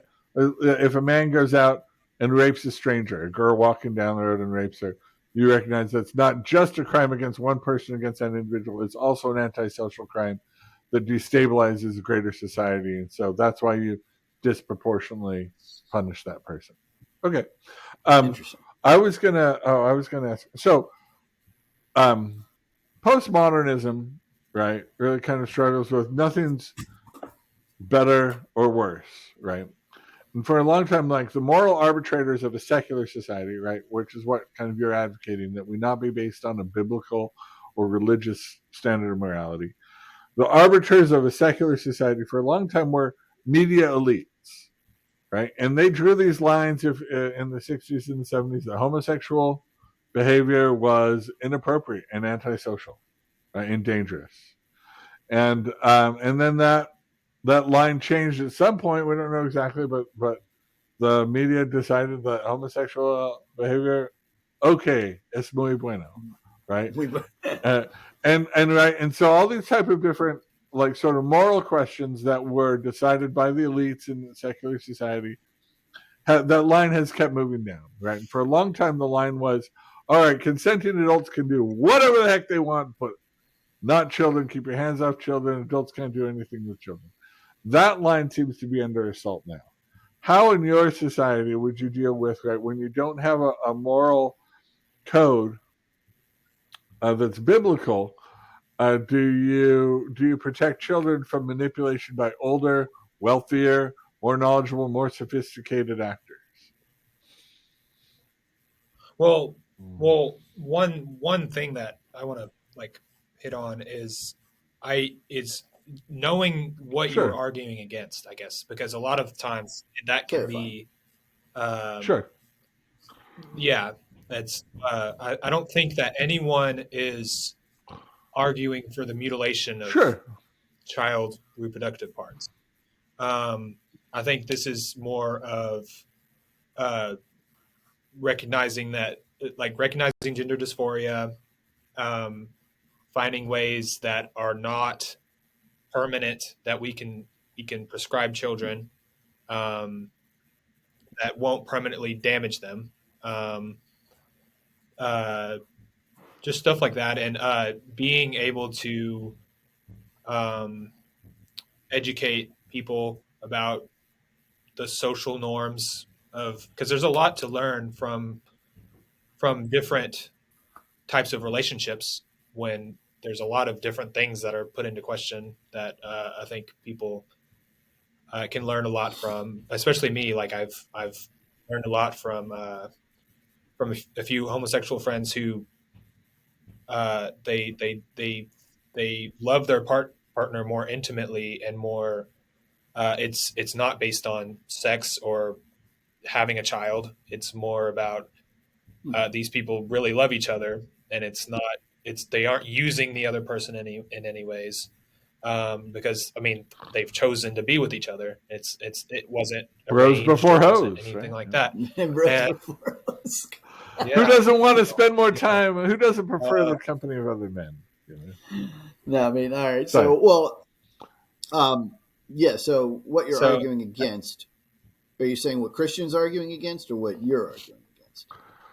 Right. So, When, yeah. well, Christian or anyone is arguing against. I think they attribute trans rights, the LGBTQ, with sexual behavior, with mm, allowing sexual behaviors. Like they think that somehow we Well, don't think about those issues, when in reality we think about those issues more because we would be well, more where impacted. do you draw the They're line? more Because for a long aware. time, yeah, the line was all right. Transgenderism is so rare, right? The few, and it's almost always men that transition to women, and it's usually not until they're in their older than 40s or something. Now we have lots of young girls want to transition, right? Where do you draw a line, and on what moral authority, when you have the shifting sand of sort of postmodernism? Where can you draw a line? Is it 15-year-olds? Is it 12-year-olds? Is it 9-year-olds? So 15. 18-year-olds. So 18, okay.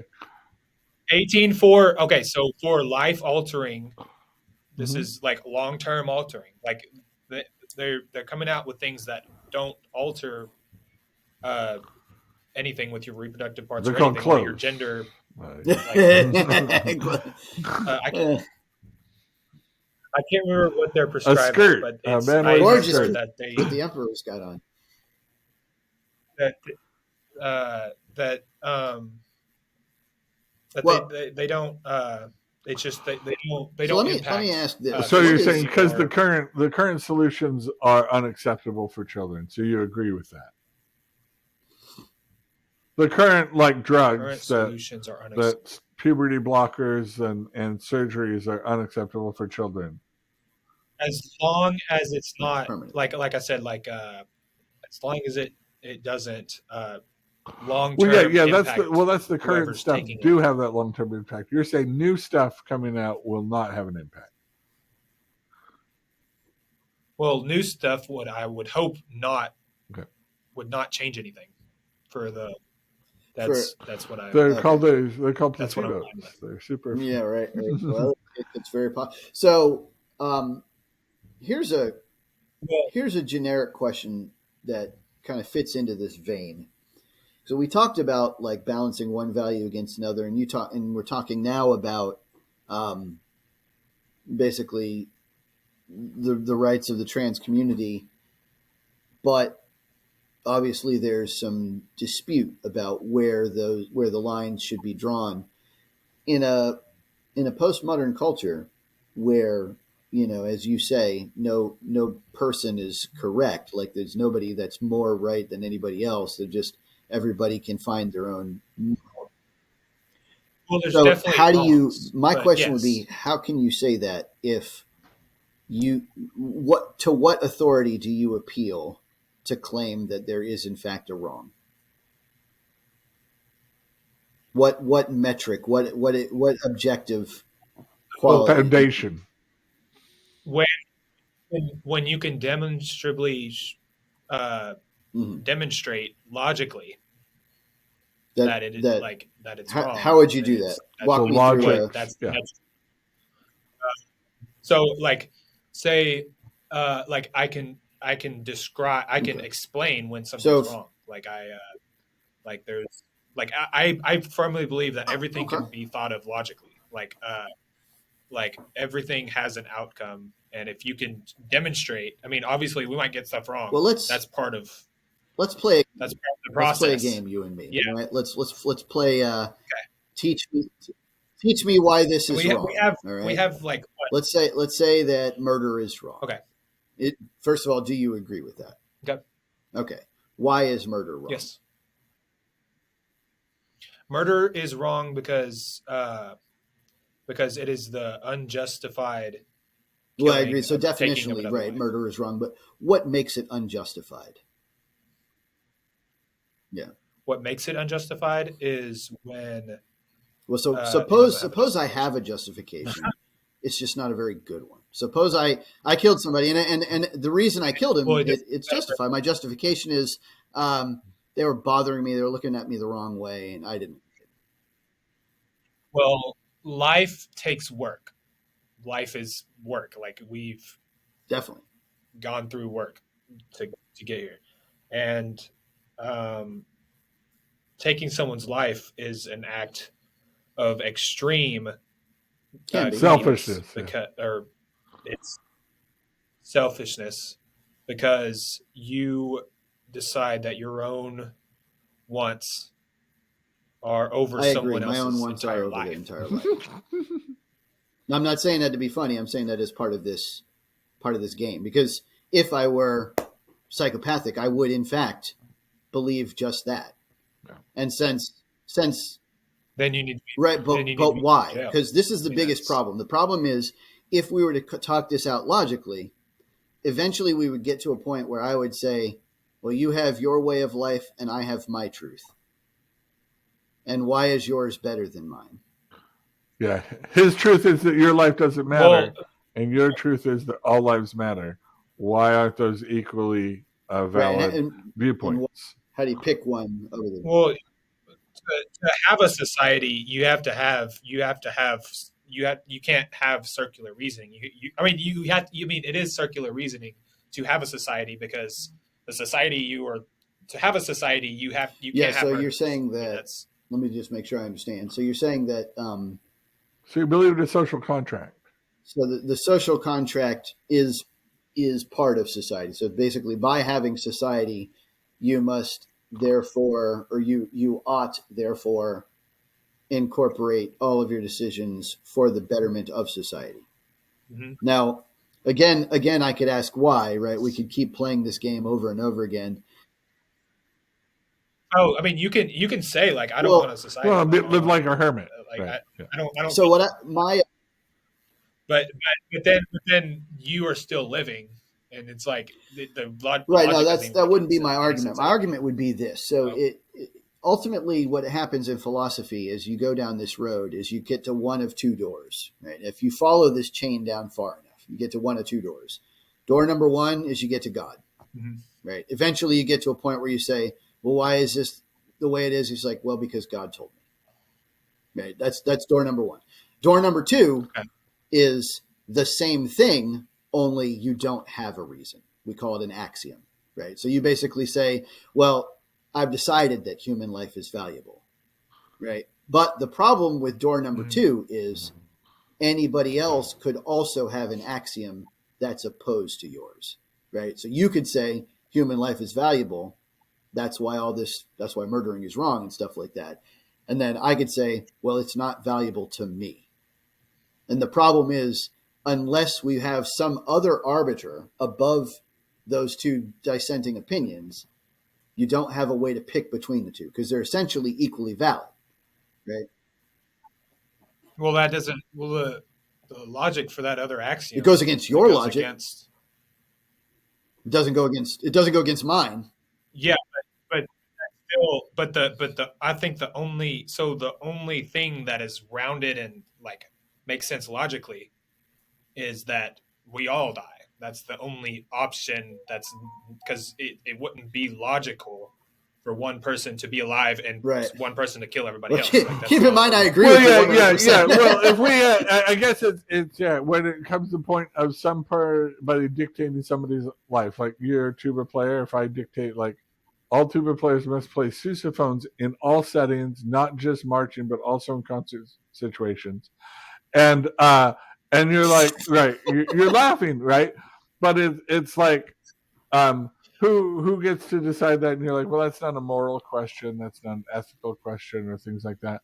But I say, well, I have, for. Well, you can ultimately. So in music, that's an interesting question because in music creation, you can say that. I mean, you can say you can't say that everybody can do that, but you can say like, oh, I can create my own band. I can say put all the sousaphones in a concert setting. So I think, if I want to do that, I can. But you have to have. I think you actually struck on something there. So I think you're right. So then what you're saying is basically the person who founds the society is the person who arbitrates. So you start the band. You're the director. You're the band leader. If you're but in music it's different because societies there is a director. Societies have directors. Trump is directing ours. The universe doesn't have a director from what I believe. Well, so you're right. From your perspective, you don't believe in God, so you don't think that the universe has a director, but the society still can, right? Mm-hmm. Obviously, Trump is our director at the moment. He doesn't necessarily. Well, he does. He has limited powers. But you wouldn't have to limit powers. If somebody playing a concert decided that they're like, I don't recognize this director, or I don't, and starts playing whatever they want to while everybody else is playing, they're going to be unwelcome in the band, right? Then they won't be successful. They'll be unwelcome in the band. It behooves them to recognize the director's authority, right? Even though they might be like, there's, if they want to play in that band, if they want to participate. So this kind of brings us to the pillar in the fog analogy, in that one of the primary advantages of Christianity per se is that you have a director, right? And so if someone decides not to play what's on the sheet, that director can arbitrate. That the director can say, look, this is just how it is. I'm sorry. My downbeat. Right, yeah, 1, 2, 1, but if you don't have that pillar, then basically the rest of the landscape is all fog, right? And so there's no way for one person to be more right than another person. They're basically all equally right. Yeah, you think one sousaphone player just chaotically playing whatever they want in a concert? What if every single player did whatever they wanted? Yeah, every single player is like off in the fog. It would not be music, right? It wouldn't be good music. It would cease to be music. It would be like Bob Dylan music. No, John Cage, a John Cage concert. If you've ever, listen to John Cage. Yeah, so this is like crazy fog. This is like fog, like infinite fog. But the fog would have to be. I mean, it's not. It's limited. There's only so it's kind of like fog, and it's kind of like a pillar with fog and a boundary around it, sort of. Yeah, because you can't murder people. But that's what keeps you. We're still left with into you choosing that boundary. Can you maim? Can you assault them? Can you ridicule them? Can you? Can you choose not to accept all these things, but you'll be put. You'll be. Well, called, what if you just deny them acceptance? What if you just say like I don't Yeah. I don't like you and I don't accept you. Right? That's Yeah, been trans people what really if you're are just, hungry for acceptance. Say, I just don't accept you. Is that as wrong as you murder? can do that, but Is it wrong or is it is it wrong? it's wrong not or it's not wrong. I Okay. don't think anybody's Well, saying all right, so there are degrees. What I'm trying to say, no, is it objectively wrong? Is it subject right? Is it axiomatically wrong to not accept somebody? Well, I just think there's a little bit of like a little bit of like forcing yourself to be ignorant about other people's beliefs when they're explaining to them, and it's like, oh, I just haven't. It's like the person that's making that decision, they just say, oh, I just have an uncomfortable feeling about it, so I'm not going to open my mind to that because I have. What if they thought about it a lot? Yeah, what if they have a very, very logical reason for it? Like, what if they're I guarantee you. So because let me pitch this. We'll play the game again for a moment, right? So suppose that I say, listen, there's nothing wrong with trans people. I got lots of trans friends, but they don't procreate, right? They're not replacing society. So as society's population, they're a drag down, on society. And then I see what you did there, drag. Okay, but yeah. So like, if what if I say that the reason that they're not as productive as other members of society is because, on average, children that are in trans families don't have jobs that pay as well. Their income mobility is less on average. They don't have as high education on average. They basically don't end up with, they have a higher crime rate, right? So you're going down this line of that. It's not necessarily that anything in particular is wrong with any individual, but it creates a social problem. In a social problem, there's a social decohesion. Well, then you can apply that same logic. There's plenty of straight people that have antisocial behavior too. That's just one of many axes, but. Well, because straight people can be libertines and can be destabilize society as well. Yeah.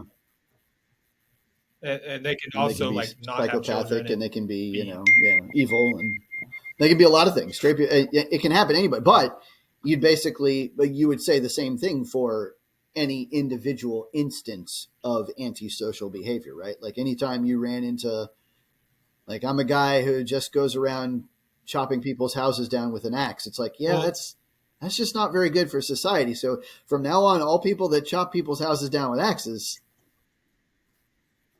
I think you're comparing chopping down people's it's not a good analogy, but you get what I'm saying. My point is that people can have a very logical reason for the non-tolerance, essentially. Non-acceptance.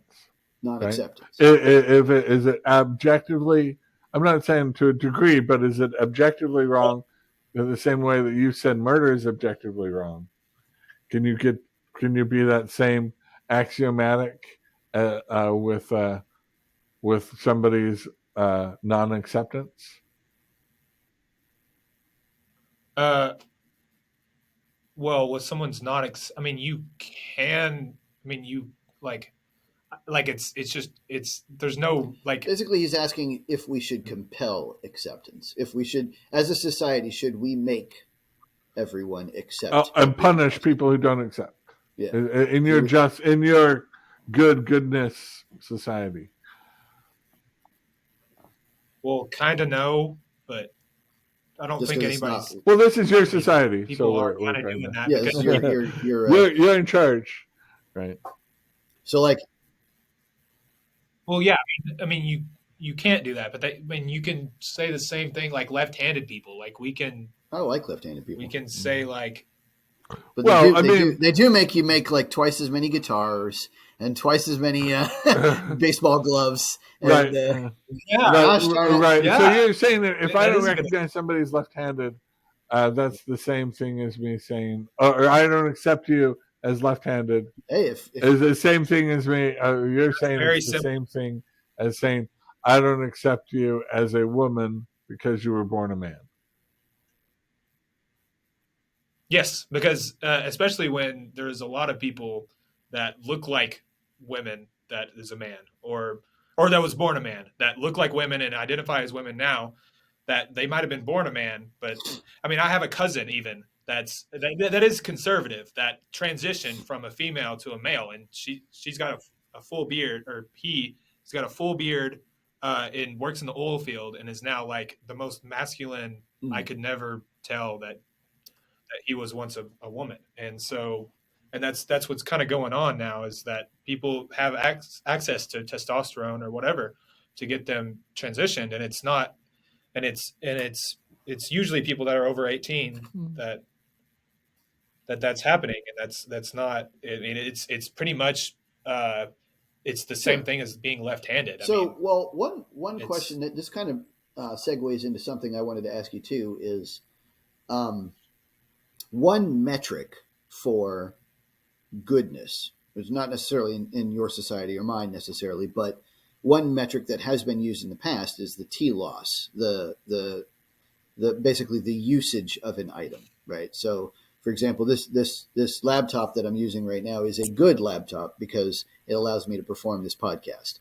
This desk that I'm using is a good desk because it allows me to put my laptop on it, right? One of the utility. It has utility. It has utility, and it serves the function for which it was purposed, for which it is arranged.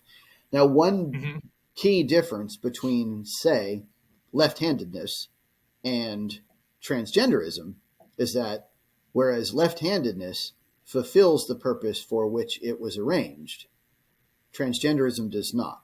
It basically is attempt. So for example, if you're a woman, you're ordered toward pregnancy.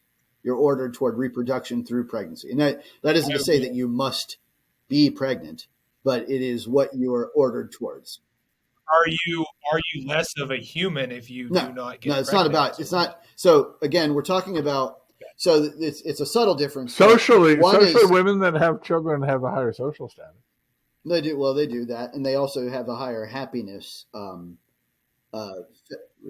There's studies that show that women that are mothers have a better fulfillment ratio in their life, but they could be lying. You know, their kids could be around. They were like, yeah, I love kids. Could be like, they taste great. Yeah, they taste good.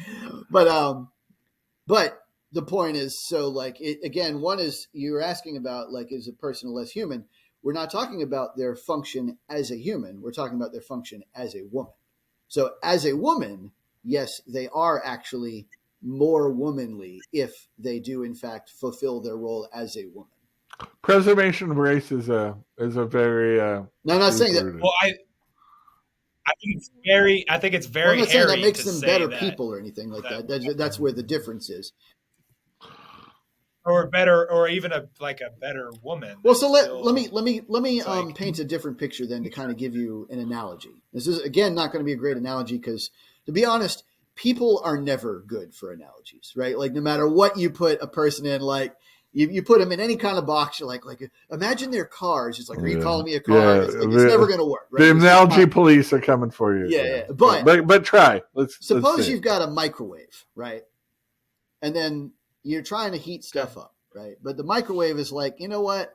I've never really liked being a microwave. I would like to think of myself as a freezer now. And so the next dish you go put in the microwave to heat it up just doesn't quite turn out like you had hoped. And it's not that it's not a good thing. It still serves purpose as a thing, but it's not a good microwave. So do you know why, so I think this is hitting on something really good. Microwaves and fridges aren't humans. Obviously. We're just talking about functions. We've already hit on. But why? But thinking about why, humans have the capability they have the rational thought and to be to understand themselves. And if they identify more as with a feminine way of thinking as they are growing up, then they should be allowed to change into that as long Yeah, as I you're don't. over 18, you have the I'm full libertarian, so I'm ability to happy do to that. let people do whatever they want to do. Yeah, Honestly. we're addressing, Yeah.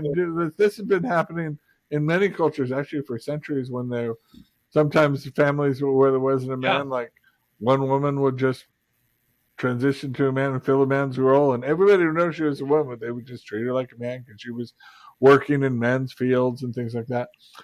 But if I choose not to accept her, if I choose this woman and still call her a girl, or excuse me, ma'am, and she's working in an oil field with a beard and everything like Oh that, yeah. that's objectively wrong or not?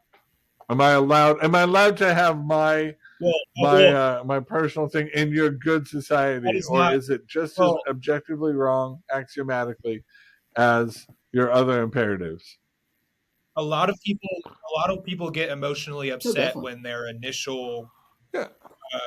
initial deal is not what they expected the person to think them as. But if someone says that they like after they explain like, hey, I want to be called by this, and Oh someone yeah, yeah. refuses to call them that by that, That's rude, that's just rudeness. So simple that's simple, disrespect. and it's not that bad. So, So It's a name thing. It's like if I it's said my name complicated. was It's this, like and the you're complicated. Gulf like, of that's not your America, name. like if you So said let it was me the Gulf of Mexico, you wouldn't want a dead name. The Gulf Gulf of of Gulf Gulf of of America. Well, America, right? You wouldn't want to dead name it.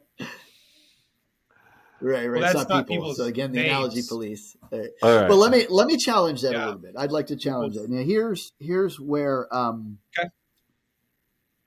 yeah. One dead named Gulf of America. Sorry, that's pretty funny. Sorry. So one of the troubles that arises in this conflict, and again, we're in a situation where nobody's opinion is more right than another's. Yeah, I'm Right? trying. But we're just because we're inside this Postmodern modern bubble. Yeah. right. So one of the troubles is you've got on the one side you've got someone that's like, look, I really feel like a woman. Please call me ma'am or she or her or whatever.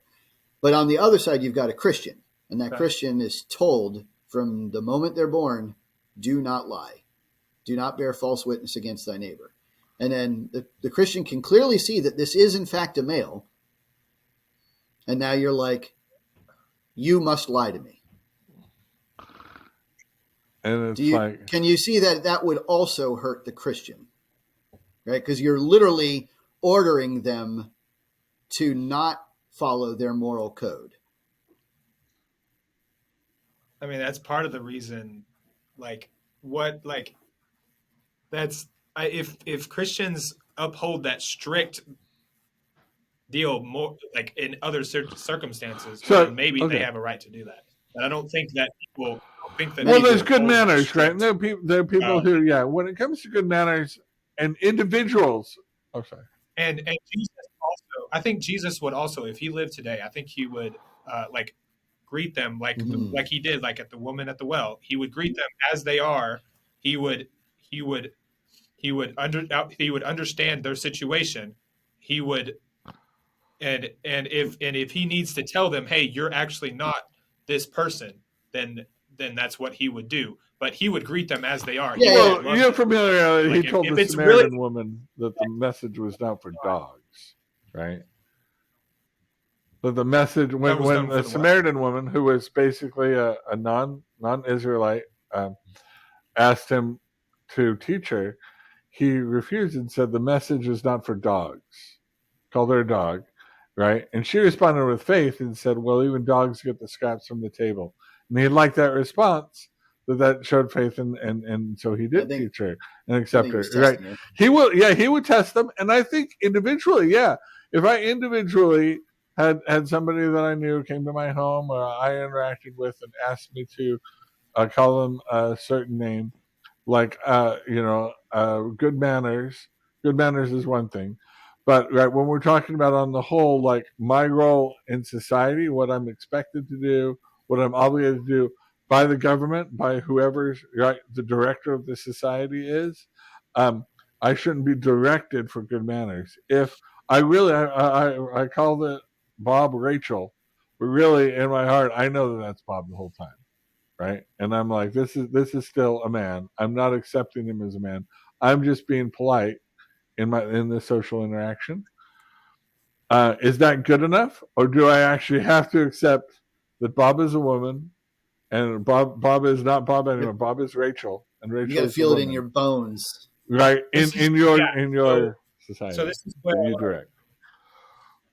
so this is where I this is one of the Mm-hmm. reasons why I left Christianity, was that you had to like demonstrate why uh, being Mm-hmm. homosexual is wrong. I mean, I just like Mm-hmm. everything needs to be demonstrated, and I just like calling someone by their preferred name, like that needs to be like it just if it's wrong to do that, like maybe some loophole with lying. Like I mean, it's not a loophole, but like it's just like Is it hate speech? I mean, we're talking about compelled speech. That's what they're looking at in Canada. They compel you. You can get in trouble. You can face criminal, right? Yeah. Penalties, fines, right? And UK too. very real, tangible things. Not just right. If I do it, everybody just thinks of me as a jerk in America because we have freedom of speech, and right. yeah, And Canada, yeah. right? And I'm That's talking about in your society. Would it be the same? Would it be just people are just going to think of you as a jerk and you're not going to be invited to trans parties, or is it going to people be like my Canada? society. In Okay. my society, it's a Okay. respect thing, Do you but prize I like mean, freedom of speech like we have in America in your Good and Justice?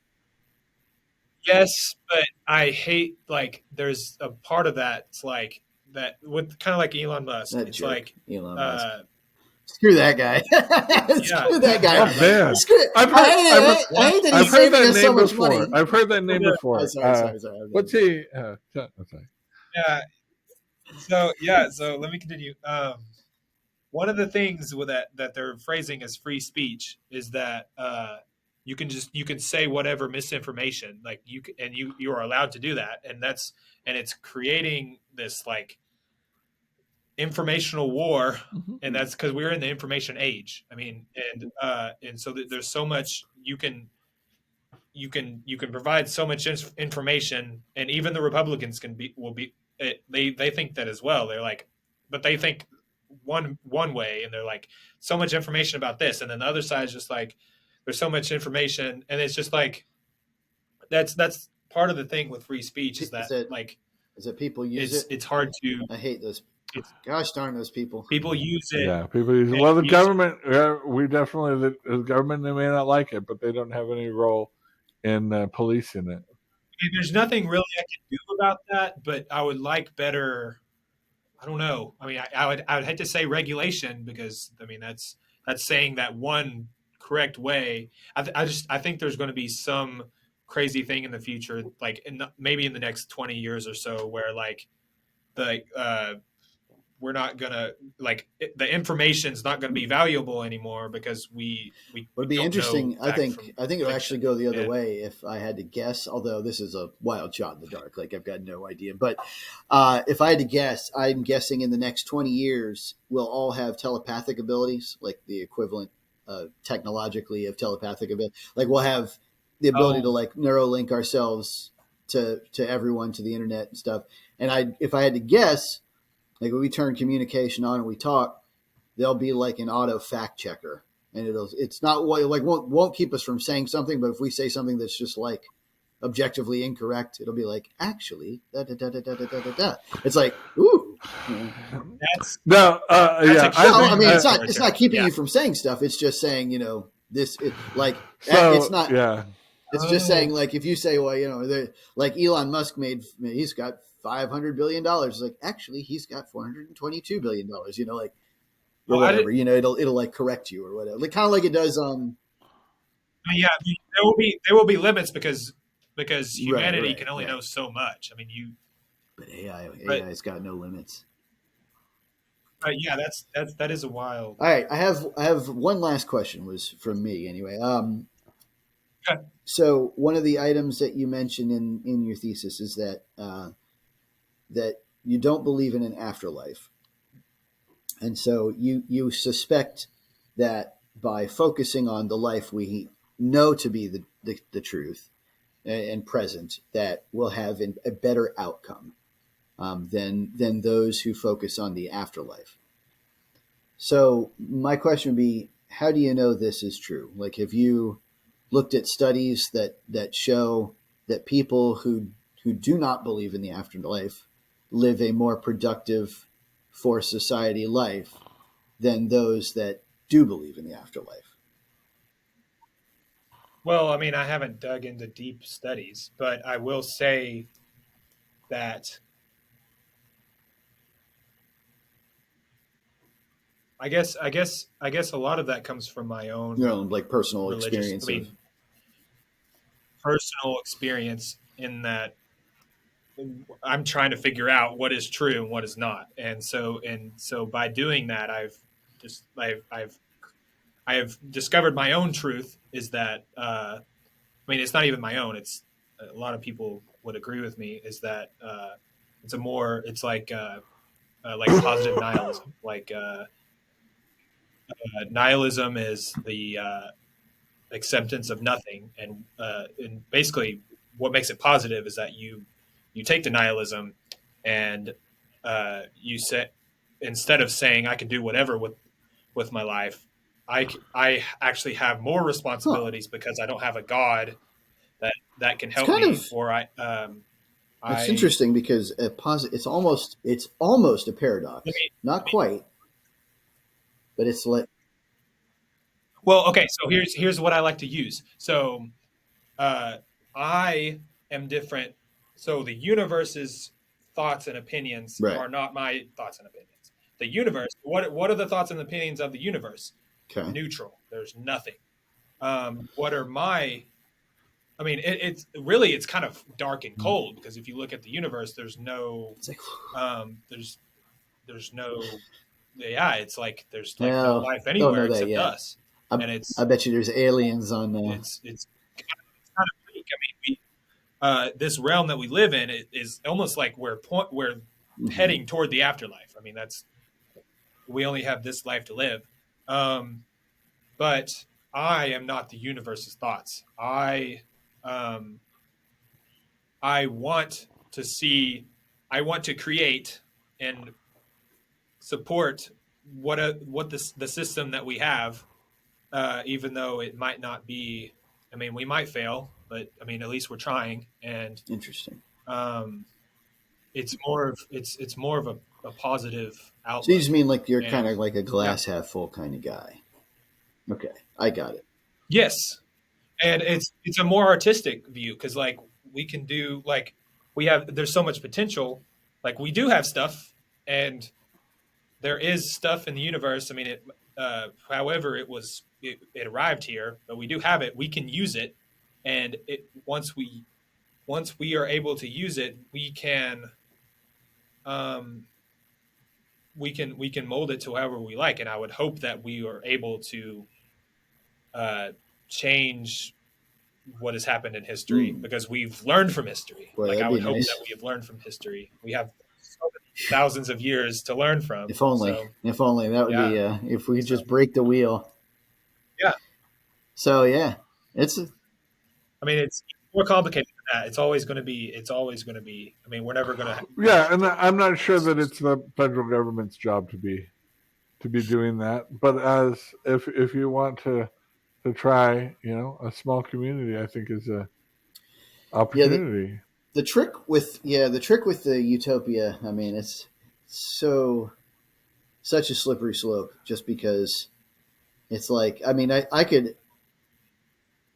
Yeah, I I don't don't think it believe does either. And utopia if it exists does, really. it doesn't exist for more than a millisecond at a time. Like I could reset Yeah, every single person on Earth to the exact same like wealth and happiness and everything somehow. Like I wave the magic wand, but in seconds it would be back out of order. It would be out of back into chaos. Or some people would outcompete yeah, others, or some people would just be naturally more talented, or naturally more successful. Luck would play a part. Like there'd be a lot of different They'd be like, "Why am I living in Texas? I think in I a want to be in North robot. Carolina." Yeah, right. Well, you get to live in North Carolina. I want to live in. You know what? Your girlfriend is really cute. I think I should have your girlfriend too. Yeah.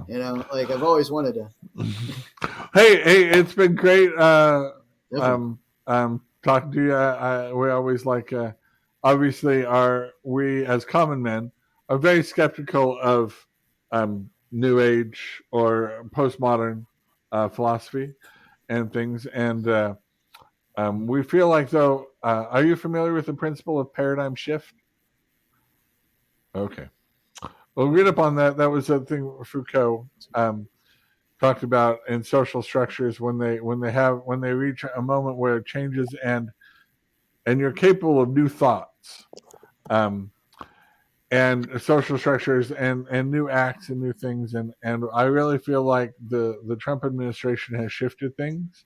People Well, yeah, are thinking things this new thing, and it's a paradigm shift, and that's what is raising a lot of possibilities that we didn't know were really possible before. And I think it's going to require a lot of deep and broad things. definitely. Yeah, dude. Awesome. Great conversation.